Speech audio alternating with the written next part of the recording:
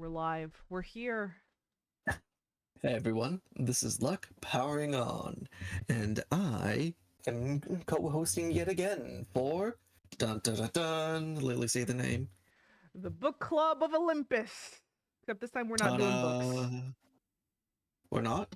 We are so What did I read? for our funny little for April Fool's stream, essentially, because haha, April 1st, though I did telegraph this one extensively.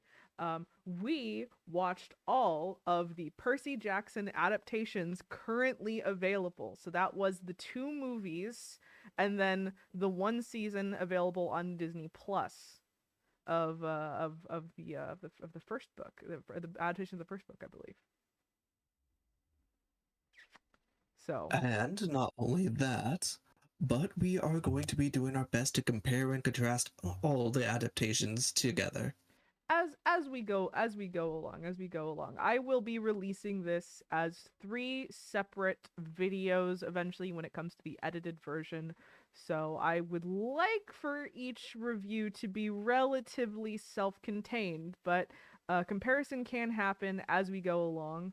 Before I even get into that though, because a funny thing, Silent Chaos was asking how we've been doing, and so I released a my big project, my big scripted project on my YouTube channel. It's been doing like okay to kind of bad, tbh. If you haven't seen it, like maybe go like check it out. It's on it's just on YouTube. My big Voltron anime video. Since then I though, voiced a line in it. yes, Luck did, in fact. Since then, however, I've been like spending the weekend playing fucking like Yeek, playing Y2K, a postmodern RPG. There was a second where I thought the funniest possible thing I could do for this April Fool stream is to just actually explain the plot of Yeek to Luck. But we did, in fact, watch these. I'm gonna save that for another day. In fact, I might even stream it or play it in Discord one of these days because I have thoughts and I wouldn't mind making a little review about it, honestly. Um, but I did actually force Luck to watch all of these adaptations of varying quality. So I feel like we should actually talk about them. you know? I'm Seeing the realizing. one that's Yeah. currently posted, I think I'm gonna need a drink first. Oh yeah. I'm Oh only yeah. saying this just to establish the tone of things going forward with that. Oh yeah, yeah. Oh, also, if you need any information, like especially cast list, name of the actors, I wrote down the cast list. I forgot to write down a cast list for the series, but that's what Google is for. That's why we have phones. So how about I set the tone? How about I set the tone for the movie for once? Gotcha. J Ben was there. He watched them with us as much as he saw. Mostly, I think he missed some of the series. Yeah, yeah, here and there. Missed maybe the first 10 minutes of both of the movies. We'd be like that. To be fair, missing the movies is actually a good thing. It really is. So, uh, Percy Jackson and the Lightning Thief. If you weren't there for our book discussion, or if you haven't read the book, what are you doing? Go back and watch that one. There's an edited version of it available right this second, and also just read the book because it's a really good book. This movie is not a very good movie. Here, um, let me summarize the book for you real quick. Editing Lily, can you just 5 times speed our discussion of the Lightning Thief? Yeah, yeah, Thank you. yeah, yeah. Let's do that. I'm glad you're already referring to editing Lily as an entity that we have to that we can speak to. Um, so I got my snacks with me. So if I have mouth sounds, that's why. Um, Nom, nom, nom. so wish I was on my full VTuber live 2D. That one has a little chewing animation. Little num num num num num. Um, so the plot of this one. So Percy Jackson is a forbidden child, a son of Poseidon. Poseidon being one of the big three gods in Greek mythology. This takes place in a world where gods, nymphs, heroes all exist, and they are all here mostly to inconvenience a bunch of random teenagers. Um, so he is accused of stealing Zeus's master bolt. Has to go on a big journey with his two friends, Annabeth and Grover, in order to get it back. And comes across, monsters, betrayal, so much stuff. And that's the book though. That's the book though. The movie. So let's like, how about we go down our notes? Can will you allow me to go down my notes a little bit and just pick out what's Absolutely. important? So the first thing you might notice, it will be in the will be, like, at least what I noticed first is the music, the editing style. As I didn't even notice the opening credits, but I did immediately clock this was a Chris Columbus film immediately. Which, if you For don't the know, yeah, uneducated like myself. Sorry, I was about to say, can you educate? yeah. So Chris Columbus is the guy who directed the first Harry Potter movie. I'm not sure if he did the second. I know that he did the first. He also did the Home Alone movie. And he is kind of someone that was known for like whimsical child adventures. Back when this movie came out, is still well known for that. Honestly, he was hired onto this project to give Percy Jackson some of that Harry Potter energy, because this was back when it was still very much viewed as a Harry Potter clone. It's less the case nowadays, but there's still some elements of that, honestly. And it's pretty obvious, at least it was obvious to me, just due to just like the music in it felt very like Harry Potter. A lot of the special effects, though they're not very good. This movie, by the way, was $95 million, which is paltry compared to what some movies cost nowadays, but it's not a small amount. Goodness, that's a topic for another day of how much modern movies cost. But yeah, they kept it comparatively lower. Yeah, yeah, and honestly, you can sometimes it does not necessarily look, it looks cheaper than 95 million. Honestly, a lot of the times we did clock, I mean, like, a lot of the CGI is not terribly good. A lot of the sets aren't very creative. The first scene is like is an invented one, right? So you see you see Poseidon coming out of the water. Odyssey, You see he meets up with Zeus. Father They have an Sky. argument. Establishes a couple things really fast. One, that like a lot of the rules of the books are out of the window. There is no mist. They do not have their like anything even approaching their book designs. Um, We absolutely saw a fisherman react to or not Zeus, Poseidon walking up onto the pier. yeah, yeah. They're just perfectly visible to regular people. So we're starting off on a really really high note there. We're Clara Beth can wait. We'll get there. I Um, love how I coined that term. it's so funny. It's so perfect though. It So sounds like a ship name. it's a good. I mean, not a bad ship, honestly, but that's not our topic of discussion. Um, Honestly, after I would be digressing. Go on. but yeah. Um, there are so Poseidon's played by Kevin McKidd, who I'm not honestly familiar with, but Zeus is played by Sean Bean, who I feel like most nerds Quite the should surprise know. that Yeah, he hadn't died in the movie. yeah, yeah. You should. I hope anyone watching this is enough of a nerd to know who that is. AKA Game of Thrones guy, AKA Boromir, etc., etc. AKA the man that Known dies for always dying. in everything he's in, except for this one where he plays Zeus. Um, and they have, it's like they're pretty good. They act off of each other pretty well. Sets it off on a good high standard. But there is a like immediate tone of they're gonna be changing things around. They're gonna be changing things, and I'll get to the change more, the like a more holistic view of the changes once we get to the end of the movie. But Mhm. let's We're just just try and keep summarizing track. some of the. Yeah. Try and keep track of the changes. But what's next, Luck? What's next? We introduce our main character. Yes, our boy was hydrating, if I remember correctly, aka he was sitting at the bottom of a pool. Apparently, in this, they really wanted to establish his affinity with water early on by having his resting place being underneath water. If I remember correctly, this is where we're also introduced to Grover, Oh yeah, Grover, who uh my boy, my poor boy. mm-hmm.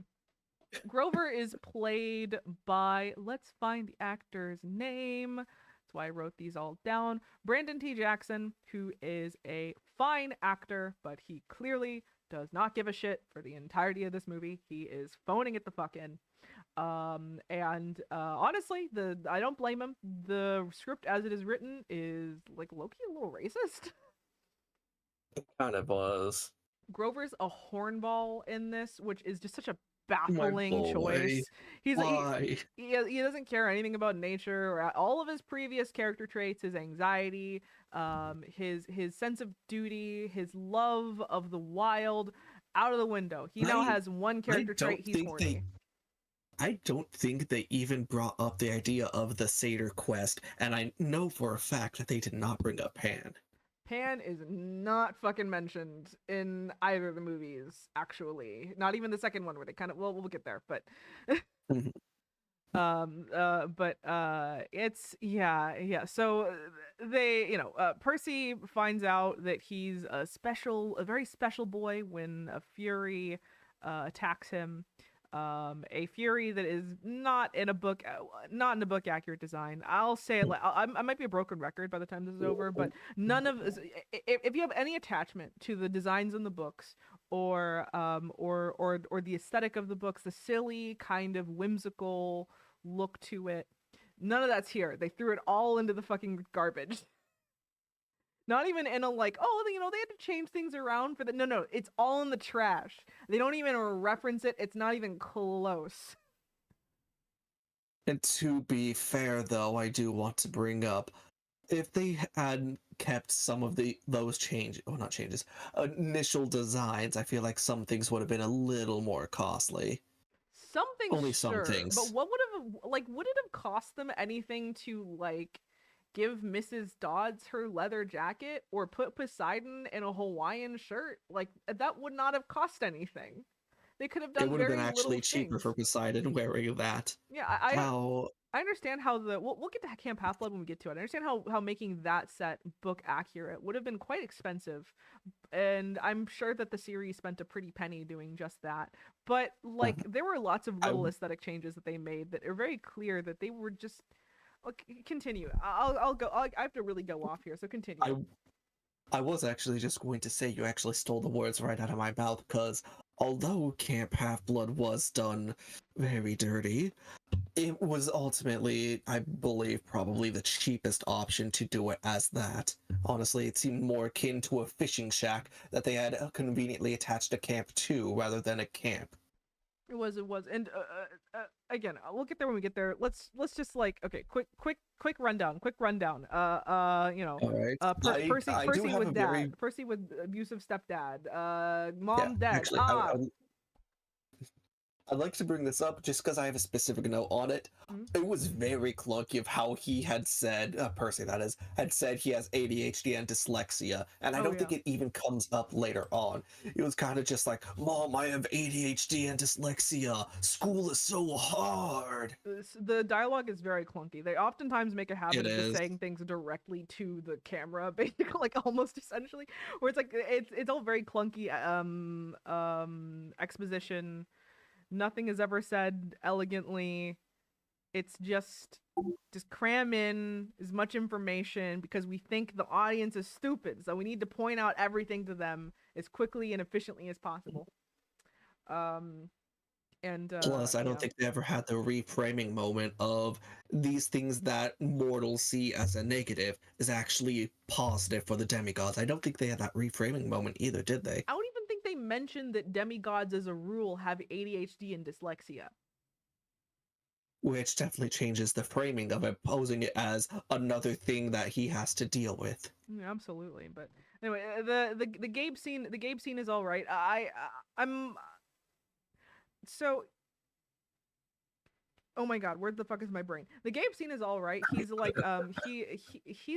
he's like intense in a way that I think More will actually, physical. yeah, he gets kind of physical with Percy at one point, and it definitely like caused my blood pressure to rise for a second, in a good way. Though it was one thing where it's like, so one of the obvious things about this movie is that all of the characters, the kid characters, have been aged up. They decided that they didn't want to cast 12-year-olds, which fair. Child actors can be a lot to deal with sometimes. I'm sure Chris Columbus has experience with that at this point. Um, Which is probably why he said, "I'm not dealing with this again." yeah, but so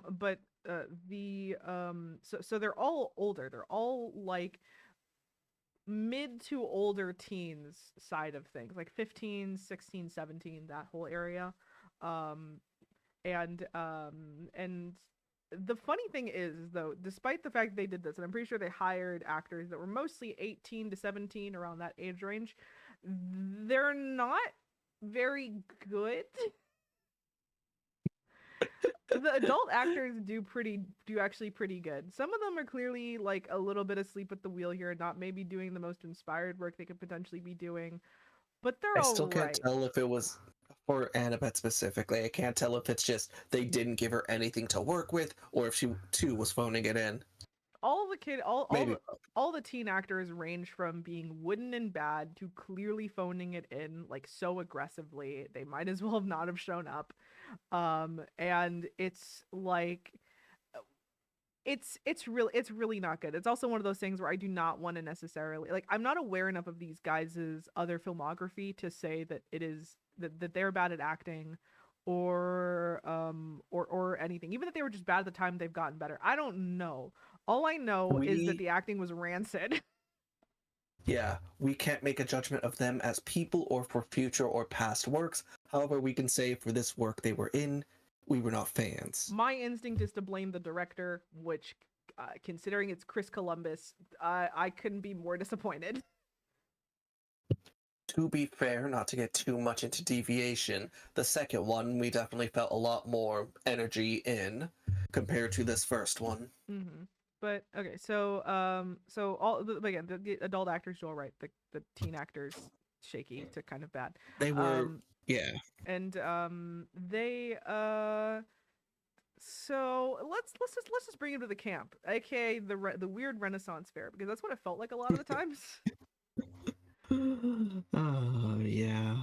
Yeah, it was like so it's supposed to be a summer camp. Like, I feel like, we can talk about how expensive it would have been to make a lot of the accurate looking cabins, how like a book accurate setup would have been costly to construct, and weird to try and do with CGI at the time.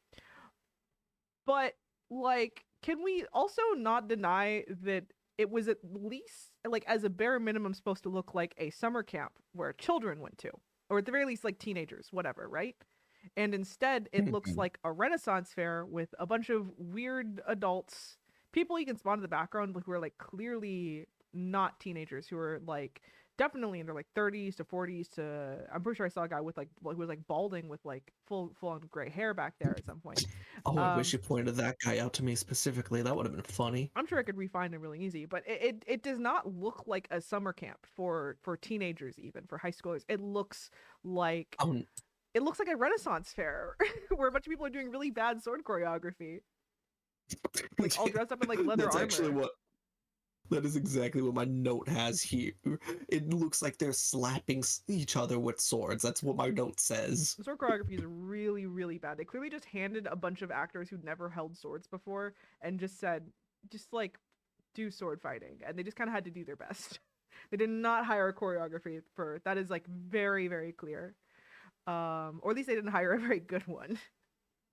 Mhm. Um, And this is the big moment where I was just like, oh yeah, they really made Grover different. yeah, The yeah. daughters of Aphrodite. Oh my god, the fucking daughters of Aphrodite, where he like starts drooling, basically foaming at the fucking mouth because he sees these daughters of He Aphrodite, literally ditched his boy Percy to go hang out with them, which is who were so. supposed to be naiads, They're supposed to be like lake naiads, people. yeah, naiads, Yeah, that. and like it's so terrible too, because like the whole, like the whole like, daughters of Aphrodite. Like, goddamn, the Aphrodite kids are I supposed to be as capable as all the others. They are supposed to be as yeah, capable as all the other demigods.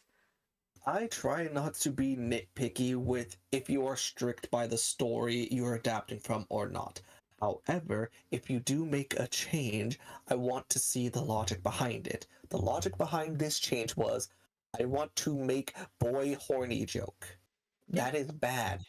the big problem that becomes apparent over here is that it's clear that they were not very interested in replicating the tone or the visuals of the original book, which is fine, except they decided to replace that with something entirely generic.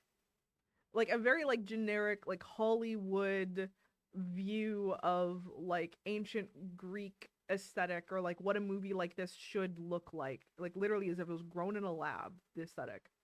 And it's just like bad. It's just really bad. It's just it's and that is worth the tone. Like, oh, spoiler alert, we really fucking hated this movie, both of us. Both of us really quite despised it. Um and To be fair, I said it was serviceable if I had no idea what the initial source was and I was really bored with beer. it like if you've never read the books and you want a movie to watch in an airplane, this is a great airplane movie. Exactly. Great airplane movie.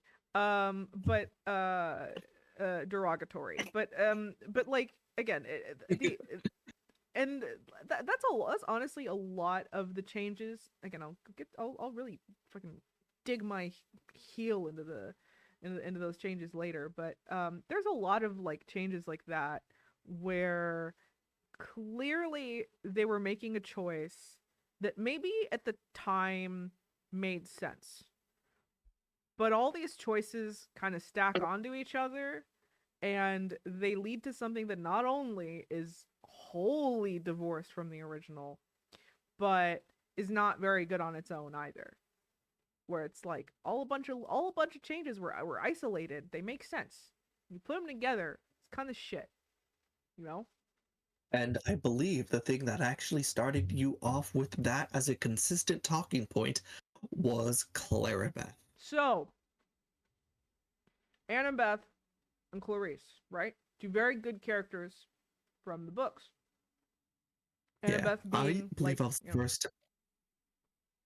Oh, sorry. You go on with your characterization. I'll tell you when I had pointed out that I realized they're merged. yeah, so Annabeth is, the like the kind of like rival turned friend turned girlfriend character at the beginning, and the girlfriend journey is one that takes a few books, honestly. So the fact that they hit you right in the face with an implied coming romance in the first movie is oh, it's like, oh, well, I guess it makes sense if we're gonna age him up. Like, I guess that's fine, but also I hate it. Also, thanks, I do not Her like it, in fact. introduction was her introduction was literally Percy staring at her, where they did like the camera zoom in thing. Pretty starting her stupid fucking boob leather armor.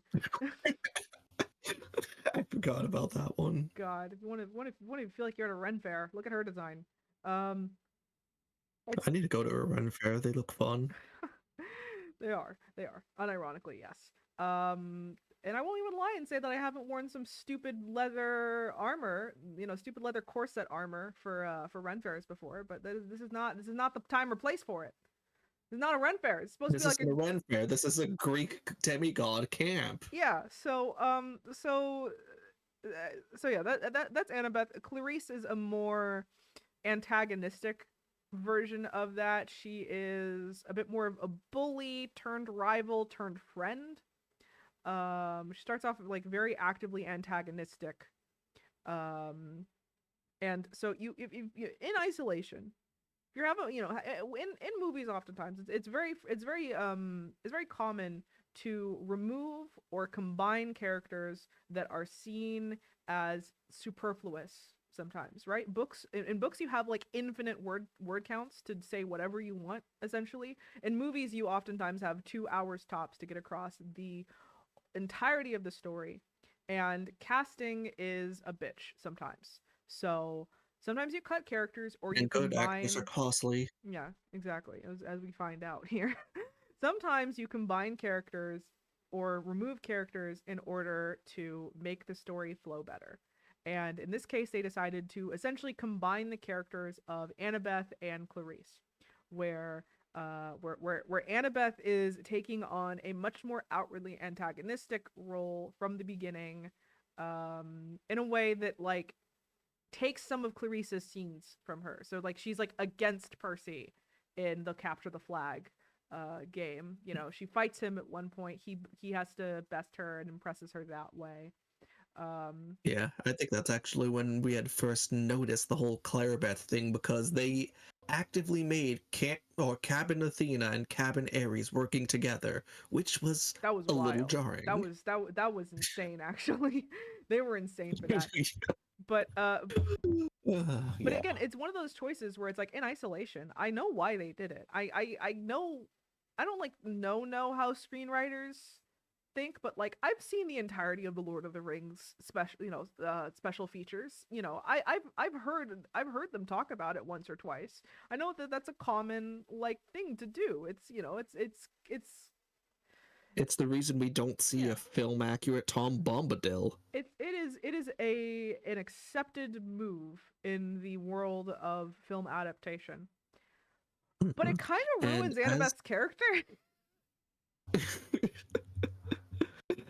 yeah, Kind of ruins Annabeth's character, right? Like to start her off as it just like leaves a bad taste in your mouth, I guess. Well, I think honestly the issue is that Annabeth's character in this is not written very well. That's the main issue. no. That's the main issue. It just isn't written very well. So it feels like they crammed in a bunch of stuff into her characterization. Uh without and then they just like forgot to make it good. They attempted a character. I'm going to be entirely honest. I don't think I have notes on the pool scene, but they tried to do, oh yes, those two are definitely going to be get together. Literally, all I put There's another is pool scene. there is There's a two pool shipping. scenes. Yeah, there was another one that comes later, where basically what my note says here is, uh, also shipping bait scene was added where Percy is healed by Annabeth. So like remember all that really great stuff I said Actually, no, about I misread that. Percy heals Annabeth. She doesn't even have the agency to be support. Oh yeah, yeah. Remember all that really cool stuff I said about how Annabeth is a main character?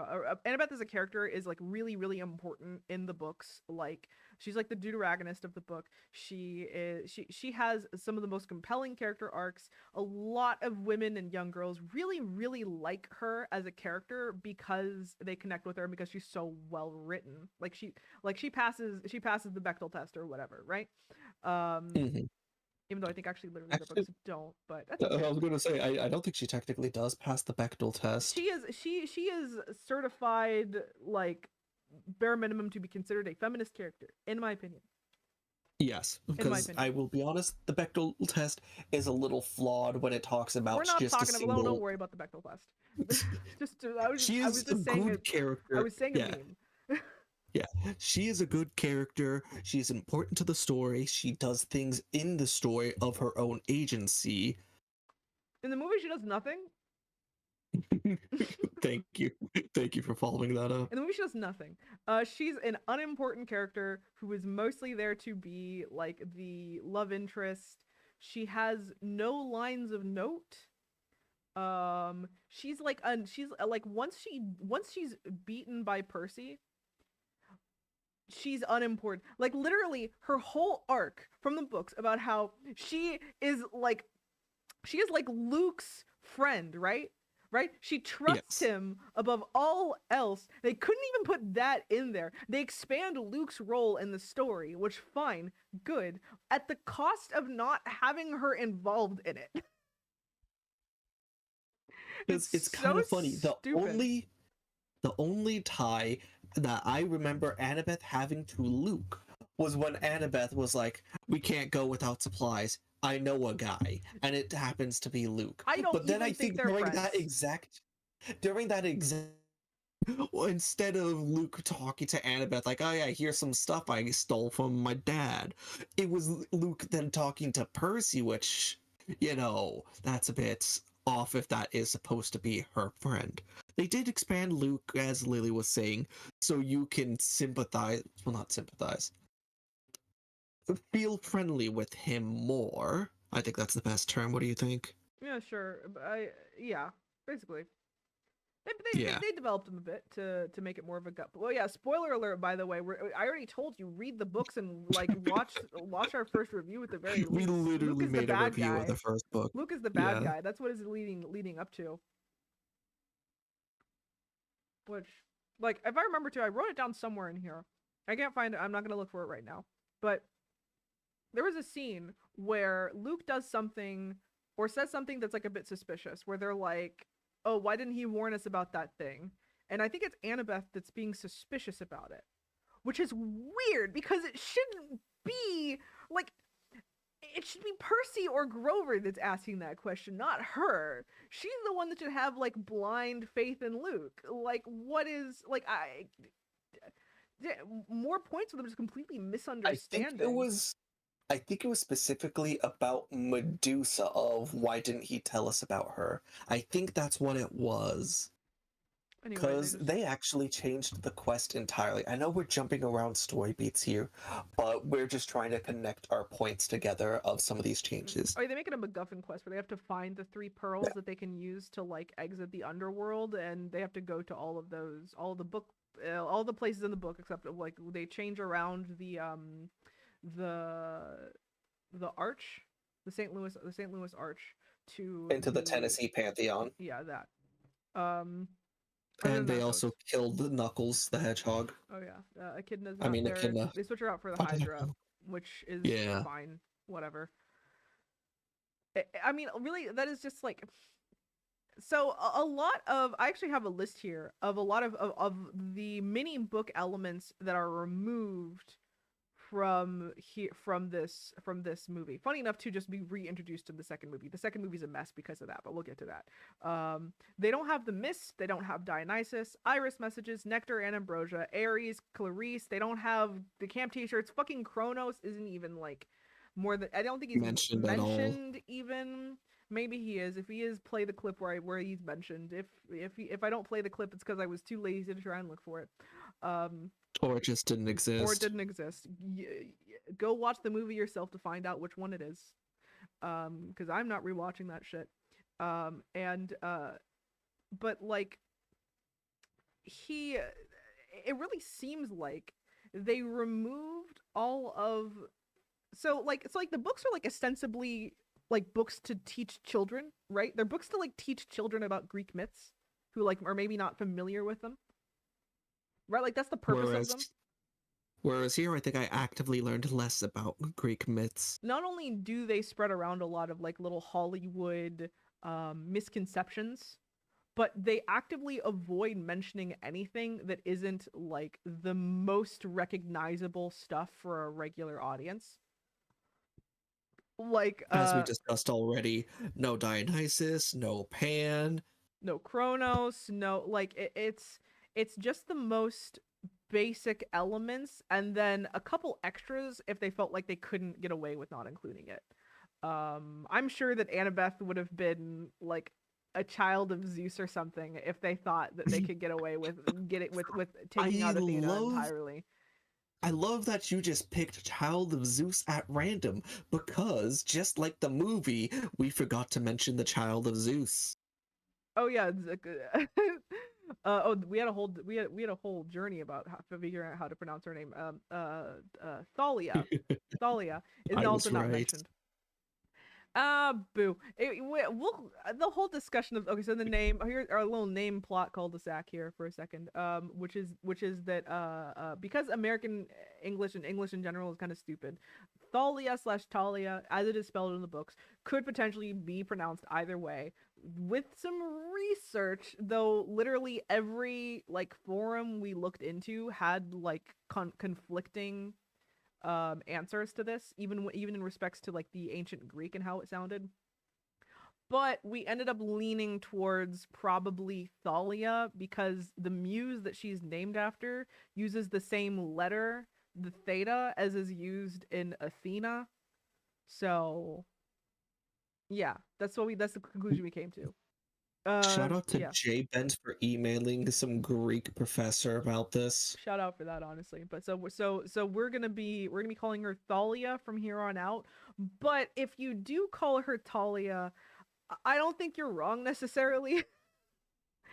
I don't think you're wrong necessarily. They do actually call her Talia in the second movie, and then they switch to Thalia in the series, and it's English is stupid. Don't worry about it. Um, but uh, but oh Nor yeah, was, yeah. So going back to our initial point, no, she was not mentioned she was not at all. mentioned. She was not mentioned, but it would have been funny if they managed to combine three separate characters there with Thalia Clarice and Annabeth. That would have been really funny. But anyway, more on the like the Hollywoodification of Percy Jackson. You know, Hades showing up to the camp as like a giant Balrog, and all of the campers not like trying to fight him or like going like taking up arms. I'm like, what are you doing? You should all be like on your knees, like begging for forgiveness for whatever you did. Hmm. That is also something else key to mention. I'm not going to speak about the later bit, but here in the camp bit, they immediately set him off to be more Abrahamic leader of the underworld. I.e. Satan. Yeah, He's they made him Satan. stand. He's Satan here. Um okay, to continue on, a weird a weird but good little bit of casting to mention here because I feel like we can't let it go without bringing it up. Medusa. We did kind of gloss over Medusa's lair. We're going back and forth a lot here, but Yes, we are. Medusa's played by Uma Thurman, of Pulp Fiction and Kill Bill fame. Mhm. And she's really really good for no reason.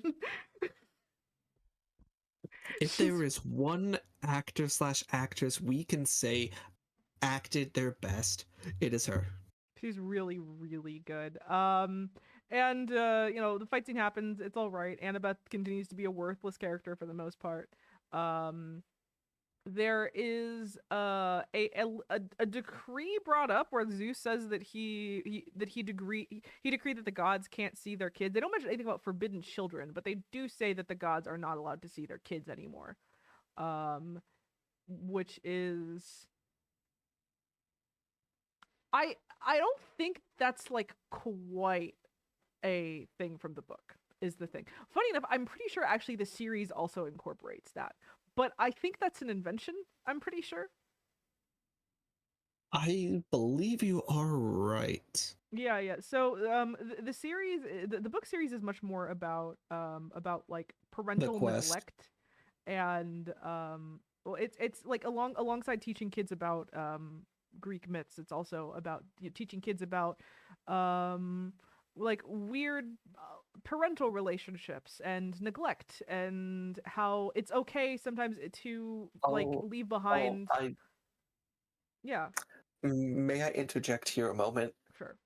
They eroded that theme of parental neglect Oh with yeah. some of the changes they added in. Oh yeah. I will allow Lily to continue on because I don't. I feel bad interjecting like this so That's sudden. okay. No, no. Good interjection. Yeah, so they the whole the books are about like parental neglect and parental abuse. That is like a major theme of them. And the movie kind of like throws that into the garbage along with all the other stuff they're not including. Where it like for one, Poseidon is a much more attentive parent. He's like constantly you know, we see him like, Use the Force, Luke. yeah, he's constantly like talking to Percy in his head. He's like you know, across the street and then like hiding himself before Percy can see him. He's like we're keeping an eye on him. um Annabeth's whole thing is about like wanting to get her mother's attention, and while in the books that is considered like unambiguously a bad thing, like her whole journey in the book is literally like to not define herself around her neglectful mother. That's her whole arc. They just say, hey, defining yourself around your neglectful mother sounds based and cool, actually. Go get that attention, Annabeth. Gods are Go get that great. validation. And it's like, oh my god, wow, okay. That's great. That's like edgy. I don't really like when people do big statements like saying that this stuff like this is irresponsible, because I don't think it's that serious, honestly. But it is a Mhm. little irresponsible considering how good the message is on the book to just shit all over it. I am really holding back on saying stuff about the ending.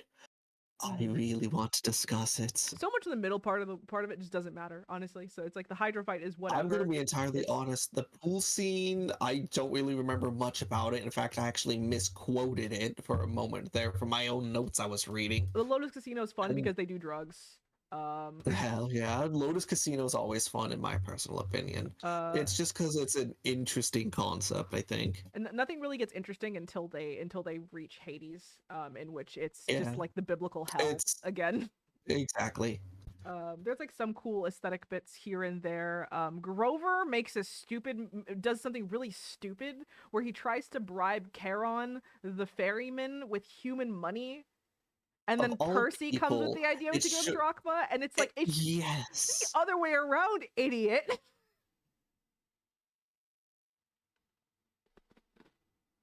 Being a pretzel, I'm so mad.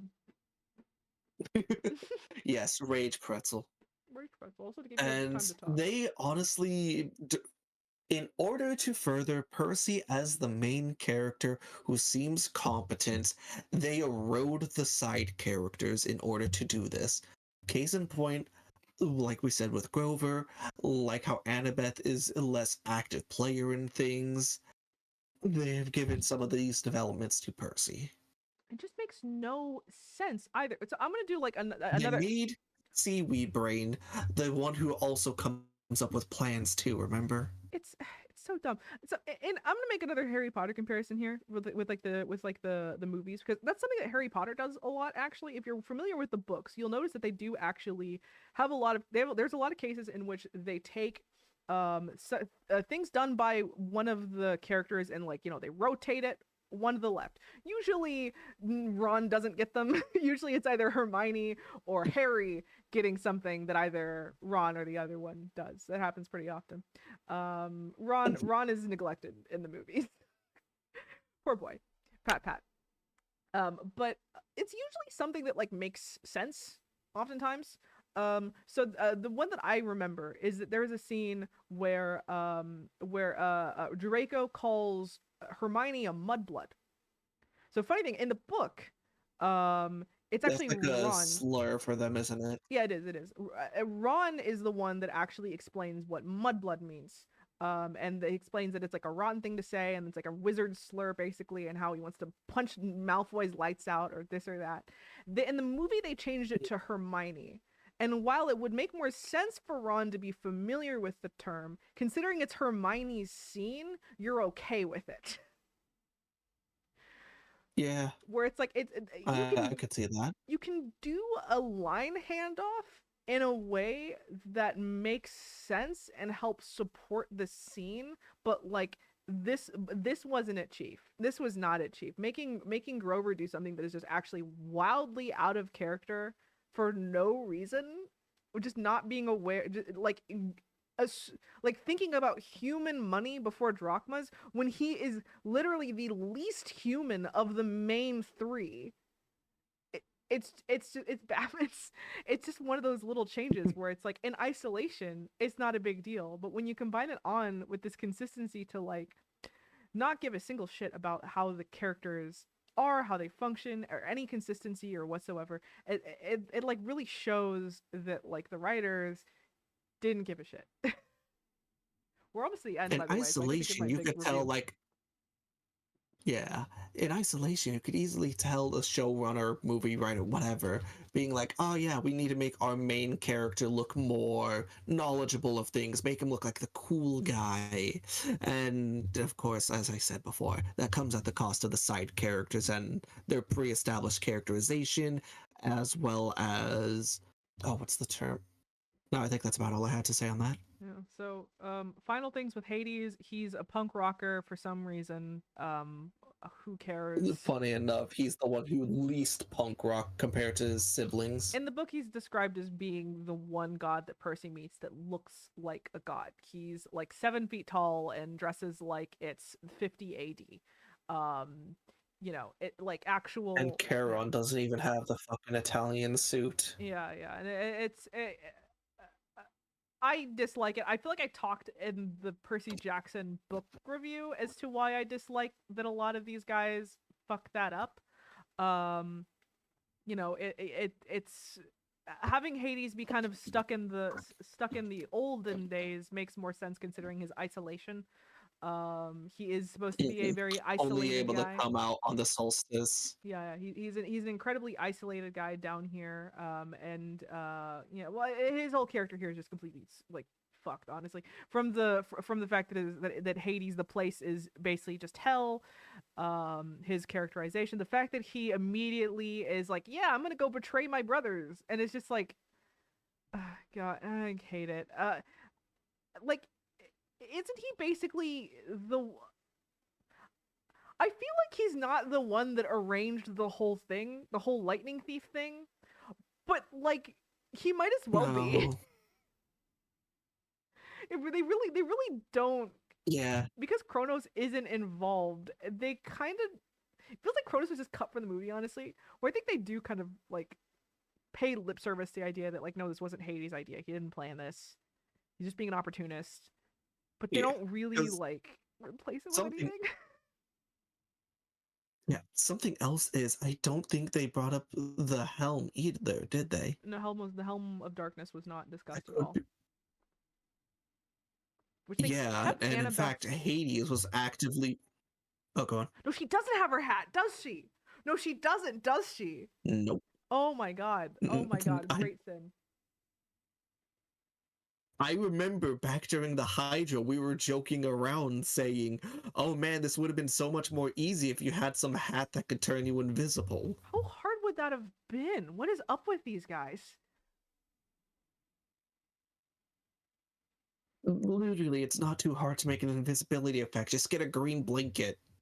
It's not. You don't have to do that much. You just have the camera just move where the actor is supposed to be. It's just a cut. It's so lazy. It's so incredibly. I mean, whatever. The end happens. Oh no, Luke did it. There's a big fight. They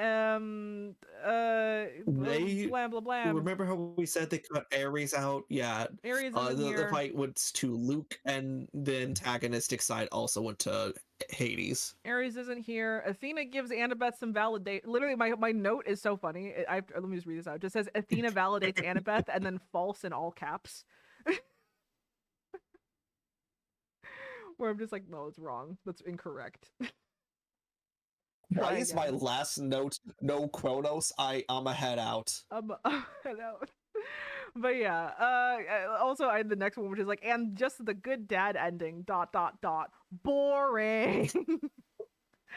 Boo. Percy's happy with his font. Ew. No, give me the bittersweet ending of the book. Give that back to me. Speaking of that bittersweet ending, do you want to recall how the movie ended? Oh yeah, with Sally saying that camp is where Percy belongs. This is where you belong, Percy. Once again, in direct contradiction to what the book says, in which the book I explained the whole thing with the book, why it's important to say that like the kids should go home at the end of the adventure, because it's like a statement about like escapism, trying to teach kids like the kids reading, not to get too caught up in these fantasy stories, and to remember that like real life is there and they have to like participate in it and enjoy it. It's just fuck If I that. remember Camp is correctly, where he belongs. if I remember correctly, in the book there was also some quote saying, "In the real world, that's where you will find out if you can make it or not," something like that. Exactly. Which I feel like is kind of spat on here because it's just like real world finding out if you really can cut it. Nah, just stay at camp. It's fine. Can we? I'm at the end of my notes here actually. So can we just say that like pretty definitively that these guys read like a Spark Notes version of the first book, not even the books after, so they had no clue where it was going. So they just cut things willy nilly, regardless of whether it would work in the future or not. They read like a Spark Notes version of the book and just like went from there. I'm like almost positive. Yeah. Oh, this also reminds me. No Oracle either. No Oracle either, yeah. I know we mentioned that a bit late, but no Oracle. But that's honestly inconsequential at this point. But like it's they had It is, but it's gonna lead to a segue once we get to the second movie. This is so like it's important to know that like while a lot of our complaints, especially my complaints, might sound like little nitpicks or little things with like, what change here and there, why is this different, why is this different, that's like ultimately not necessarily my point. I don't really care too much about a lot of the little changes. It's just kind of fun to recount them, honestly. What I do care about is that it seems like the writers didn't read the book. Like, not only did they change all this stuff, but it seems like they weren't even aware of like the basic surface level elements of like theming and of like, what it was about. Like, even what just this purpose, the like stated purpose of these books are. They're just so like in contradiction to like the creative spirit of the book that it just feels like not even like it's just bad. It's just bad. It's not even bad because it's just bad because they just missed the point of it. The movie has nothing to say. It doesn't expand off of its previous adaptation, or not adaptation. It doesn't expand off of its previous source. It kind of just boils down into a bit of a generic movie of like, hey, it'd be cool to be a god, I guess. It's just really generic too, right? Like they get rid of all of the book's unique elements and replace it with nothing. Replace it with nothing. They forgot to write in the new aesthetic that they wanted to do. Yeah, this movie would probably work best as an intro to urban fantasy and nothing more. It is adequately mediocre. Fuck that. I don't even want to give it that much. Like, and I'm saying this knowing that the movie itself, like in isolation, is like fine. It's serviceable, right? It's like not the worst thing you've ever watched. I promise. But like, I just got to just go pirate Harry Potter. God, go Go pirate watch Harry Harry Potter and the Potter. Deathly Guns if you really want urban stuff in your fantasy. There's no fucking reason to watch this movie. There's none whatsoever. It's mediocre. It's nothing to offer. It's nothing to say. What's the it's worse than a bad movie. It's just mediocre. It's just mediocre. Mhm. In fact, Percy doesn't even have to give up anything as well. Grover willingly makes the sacrifice in order for him, Annabeth, He and bangs Sally. Persephone. That's his sacrifice. It wasn't even a sacrifice, because let's recount this one. They made Persephone. I don't want to say it, Oh yeah. Persephone but she hates gave Persephone groomer hates vibes. Hades. Persephone hates Hades, That and she was too. giving Grover fuck me eyes the entire the entire altercation basically. And then Yeah. Grover sacrifices just that he goes and bangs Persephone, and it's like I hate it. Thanks, I hate it. Thanks, I hate Yeah. it. I think if I remember correctly, I think there was like some throwaway line at the very end of the movie saying like, "Oh, Grover, what happened?" I think he just said like, "Oh yeah, we ate good food." I think there was a throwaway line. I can't remember. I wasn't bothered enough to even make a note about that. I That's didn't even just an remember a off throwaway line. loose memory. Just there's no reason to watch this. My firm recommendation, like 5 out of 10, don't bother. It's not so bad it's good. There's nothing here. There's nothing here for you. You don't even need to watch it to understand the next movie, which is better. You can The just skip next it. movie is infinitely better. All of the missing foundations from the first movie neglected to establish. Because of that, Well, the second movie has to wreck. we'll get there. Sorry. You're right. Getting You're ahead of right. yourself. Getting ahead of yourself. I am. Let's finish off this section, this review. Do you have any final thoughts before I switch the poster over and we like definitively move on to movie two? If you want urban fantasy, just watch Harry Potter and the Deathly Weapons. They replace all uses of magic with guns, and it is amusing for the first 10 minutes, and then I realized, oh, I'm just watching Harry Potter now. The series exists. There's negative reasons to watch this. The series exists. Okay, let me switch over the posters. And now we are in Sea of Monsters mode. So Oh, right. let me get on my notes. First some quick housekeeping, real quick. Oh yeah. Oh shit. Wait. Actually. No, it's fine. It's fine. Who gives a shit? Okay. So the last movie had like a 95 million dollar budget, 22 or 200 million grossing, a little over 226 million. Um and like 48% on Rotten Tomatoes. I note that mostly because I was curious as to how this one fared. So a Mhm. $90 million budget, a $200 million grossing, and 42% Rotten Tomatoes. So the critics liked it less, but it did comparably as far as budgeting goes. Why it wasn't continued, honestly, kind of up in the air. It seems like it at least made back its money. And I know that this one was Personally, not I advertised all that well, if I remember correctly.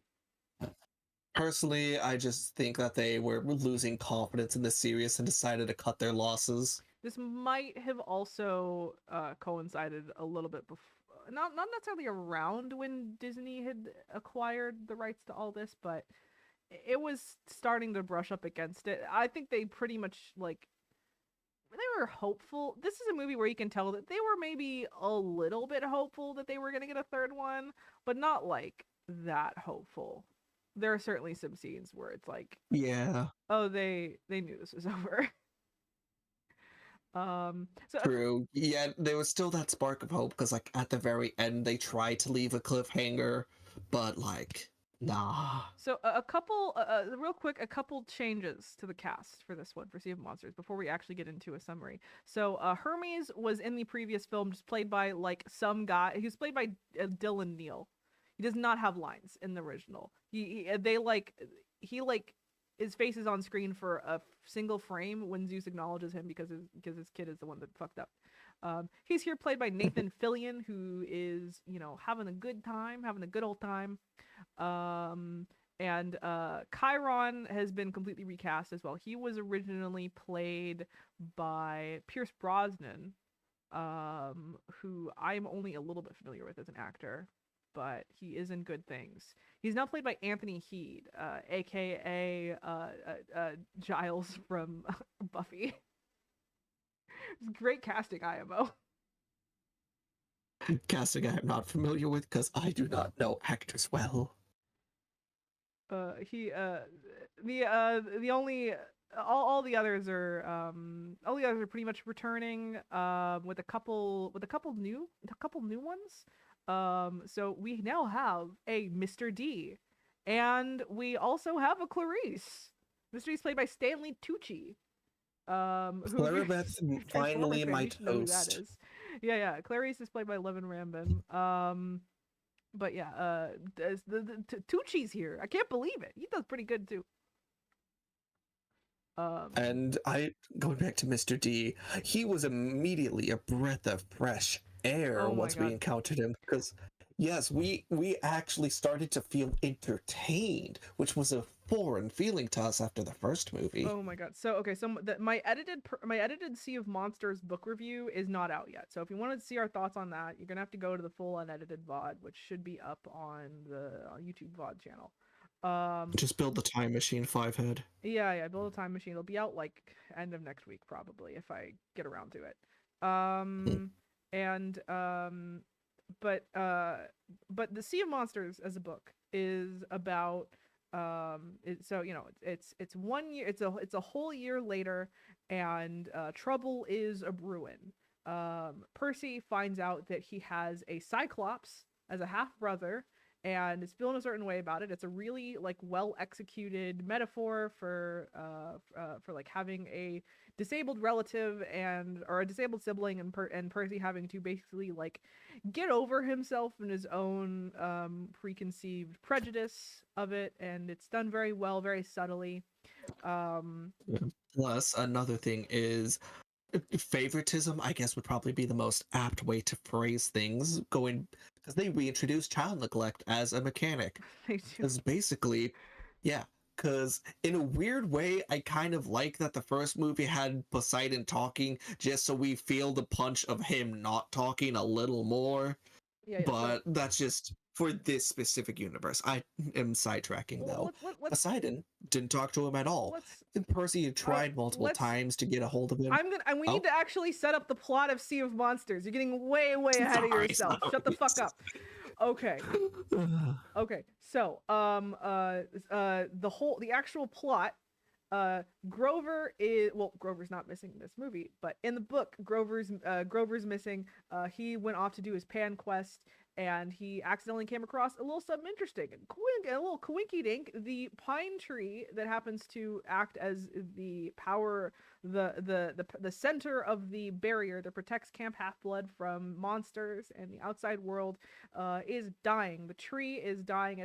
It's been poisoned, and so just a little coincidence, Percy and Annabeth have to seek out Grover, who just so happens to be by the Golden Fleece, an artifact that could be the only thing that will be able to save the tree and therefore save the camp. You killed my sheep, They have to go fight my Polyphemus for it, favorite sheep. and it's really good. And the movie throws out some of it, but not all of it. The movie tries to be a bit more accurate. No, because they didn't set up the pan quest in the last one, they don't really try to set it up in this one. They Grover's with them for most of the movie until he's put on the bus and they have to go find him later on. But I think they did allude to it slightly just by saying no satyr has ever come back from that island. Because Pan again, was not the mentioned. Grover would. Oh, fair. Pan was not mentioned, but this movie is trying to, and this is where I'm gonna start letting you go off again. The movie is in general trying to reestablish, or trying to establish for the first time really, elements from the books that the first movie cut out entirely. It has to now work double time to try and reestablish, or to try and establish for the first time all of that stuff, and like all the stuff from the list. So like Ares, The Oracle. the Oracle, Camp Half-Blood being an actual camp, Annabeth having blunt hair, um, Clarice existing. Clarice existing. So much of the first half of the movie is spent trying to establish this world because the first movie didn't do it. No, go talk about the neglect. Go talk about the neglect, because that is a theme that was gone from the first movie that is now back. Well, going back to the topic of neglect, yeah, Percy is now actually dealing with inner turmoil, which, that didn't happen in the first movie. This is brand new. Actual internal conflicts, because Papa Poseidon, he's not responding to his phone anymore. In fact, it looks like he started another family, and then that half-brother came by and was just like, what do you mean Dad doesn't talk to you? He brought me this water horse, this hippocampi. And so that kind of does further things a bit more, where Poseidon is basically dark on Percy for the longest while. I remember Percy did get a crumb of validation from, I don't remember from who, but I do vaguely remember that happening. And then like But Hermes, continuing on, he's the only other god of. it was Hermes. It was Hermes. That's what it Yeah. was. But the same also applies to Luke, where, as we're talking about developing with parental issues, yeah, they're just outright saying, like, yeah, Luke and Hermes had a very bad falling out. And would it be spoilers if we talk about the falling out here, just because technically that didn't happen in the book? No, do not. I don't think that happened in the movie, really. Oh, okay, we might just misremembering from you telling me all of this. No, you're going off of like series, like stuff from the series. We'll get to that when we get to Oh, it. But honestly, why is it so easy to mix them together? Yeah. The funny thing the is, series spoils a lot of things from future books. We're gonna try and keep those spoilers to a minimum. yes. It's kind of funny. I feel like I did not mix anything from the first movie into the books or series just because it deviated so much. But the second one, which veers courses back on, I feel like it's a little easier to do so. This one, see, while the first one is like a mediocre movie, but like a really bad adaptation, this is an okay adaptation. This is actually a pretty decent adaptation. Especially with its rocky foundation, it somehow managed to be coherent and get back on trail. Yeah, absolutely. But so a few things, aside from like the rapid reestablishment they're trying to do, let's like compliment real quick a couple of the little things they do with the aesthetic. This is a much more bright, colorful aesthetic compared to the very kind of dark, like visually dark um uh appearance of the first They let the film. saturation exist. Saturation is a thing. The camp actually looks like a summer camp now. It's like colorful. There's like children there actually. Um Open field. the monsters are allowed to look kind of goofy. The bull is great. The like Hephaestus's bull, I forget what it's called. The bronze bull, I believe it was. It's not what it's called, but yeah, sure. Oh, I'm thinking of the Roman thing, aren't I? Yeah. Um It has like a specific name, but it isn't. Yeah, I think Jabin's Jade meant, right. yeah. Luck was misremembering. It's not the brazen bull, but it's something like that. Brazen bull's like was like an execution thing, right? Yeah, Yeah. yeah, not that. But it has an aesthetic where it's like, okay, this is made by people who are like aware of the books, who have read the books, who seem to like the books to the point where there were a few lines that they had that I was kind of flabbergasted, at least in comparison to the first one, where I was like, oh shit, that's a line. The Colchis Bowl. There it is. Yeah, There was like Google. there was like one line in particular where Grover said something along the lines of Persephone did come up with Miracle Grow as like as like an aside, and I was like, oh shit, that's not even a line from the book. That sounds like something that would be in the book. Just like we're finally to the like whimsical gods in the modern world doing whimsical little modern things like that. There's like an implication of whatever. Losing my thought. I'm lost. I'm getting lost in Basically, the sauce. yeah, speaking of the sauce, though, I know exactly what you're trying to say. The world of the books felt like it was a lot more spread out because they would just say some offhanded thing, just like, oh yeah, Amelia Earhart, she was a demigod, you know? Oh Yeah, yeah, Houdini, he tried to escape the underworld. He didn't, but he tried. this is like actually earnestly urban fantasy. Yeah. And that like I love I know we were like really having fun with that one scene where they were in the coffee shop, even though it's like technically a lore faux pas because Grover, who should not be able to eat or drink ambrosia or nectar, asks for a coffee with a couple pumps of nectar in it. And there's like I think like Hecatoncheires is the one that's like mixing it, this guy with like 10 arms. um Yeah. and that's just like cool. Let's just like And don't cool. forget, they established the mist as well. The mist is back. Like Annabeth has like a little canister of sprayable mist to help Tyson have like a little quickie disguise. Um, it's cute. It's It's also cute. save on CGI. It does save on CGI. It though like it is one of those things where it's like, yeah, maybe mist isn't like a. I assume that they're reestablishing mist as a constant force in this world, but at the Yeah. same time, that is like a cute little product that would feel in place in the books. If I remember correctly, didn't they also specifically cite one of the goddesses as making the mist as well? No, I said that. Oh, okay. so so yeah, it's like it's very it's cute. It's cute. They're like actually taking the taxi cab scene is great with the Ganymede Oh yeah, that ad. was pretty good. That was like pretty book accurate too. Happened Very book accurate. sequentially, yeah. Happened sequentially a little different because Percy was just trying to extort knowledge out of them in the book for the future. Here, Percy already knew he was on a quest and extorted knowledge out of them. Mhm. Similar notes, different sequence. It's fine. Pretty book accurate. It's yeah, it's book accurate. Like I literally have a note being like, why is this movie so good? What and it doesn't.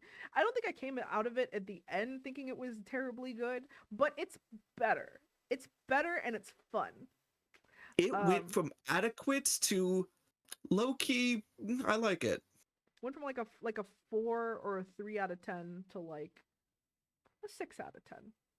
Yeah, 6 out of 10. better than average. Not by much, but like better than average. Yeah, yeah. Where it's like I do not feel like I regretted having watched this. Oh my god. Yeah. But another thing that there are like little changes they do that I think are to the movie's benefit. Things like removing the character of Tantalus, a character who is ultimately inconsequential in the book. And having him basically basically Mr. D playing the part of Tantalus for the sake of this is like that works. That works. You know, you don't have to do much to have that work. Yeah. And although they gave Tantalus's position, well, not position, antagonistic nature, or not even they gave what he did of, hey, Clarice, you take the quest, Peter, go away. Even though they Works. gave those, yeah, even though they gave those things to Dionysus, they still rephrased it, reworded it, where it worked in character. Not him trying to keep the camp down or purposely being vindictive. He was just like, I kind of think that they can handle it. Clarice is this daughter of Ares. Like, yeah, okay, that's good. Exactly, exactly. But Yeah. So different, but it still worked. I liked it. it does. But also, I mentioned something. Yeah, I have a note here that's actually kind of interesting because oh yeah, the whole like reestablishing the whole neglectful parent arc in this movie is kind of interesting because Percy actually so Percy starting off the movie being like, my dad hasn't talked to me in a while, like he doesn't talk to me, he just leaves me alone, and then I'm having a chip on his shoulder about that. It's kind of funny because it I really began to suspect that this movie wants you to not assume that the earlier movie was canon. I think I started suspecting that it wants you to pretend that that movie doesn't exist or to just make up a version of that movie in your mind, which is a weird way to start off a franchise. To be fair, I see where you're coming from. Where it's like that's his emotional arc here only would make sense if in the previous movie Poseidon had also been relatively neglectful, and he wasn't. He was like about as supportive of a parent as a god could possibly be. He was like he was like end of arc Apollo levels of being a supportive godly parent. And like He literally had told Percy, like, I'm always with you, son, something like that. he literally said those exact words. And so Percy starting off this movie with a chip on his shoulder because his dad won't talk to him makes no sense unless you assume that movie wasn't canon. Weirdly enough, even though you say that, I feel like they still felt obligated to carry on where it left off, just because of how they, had to keep on with some of the same plot points. All three of the kids were still at camp.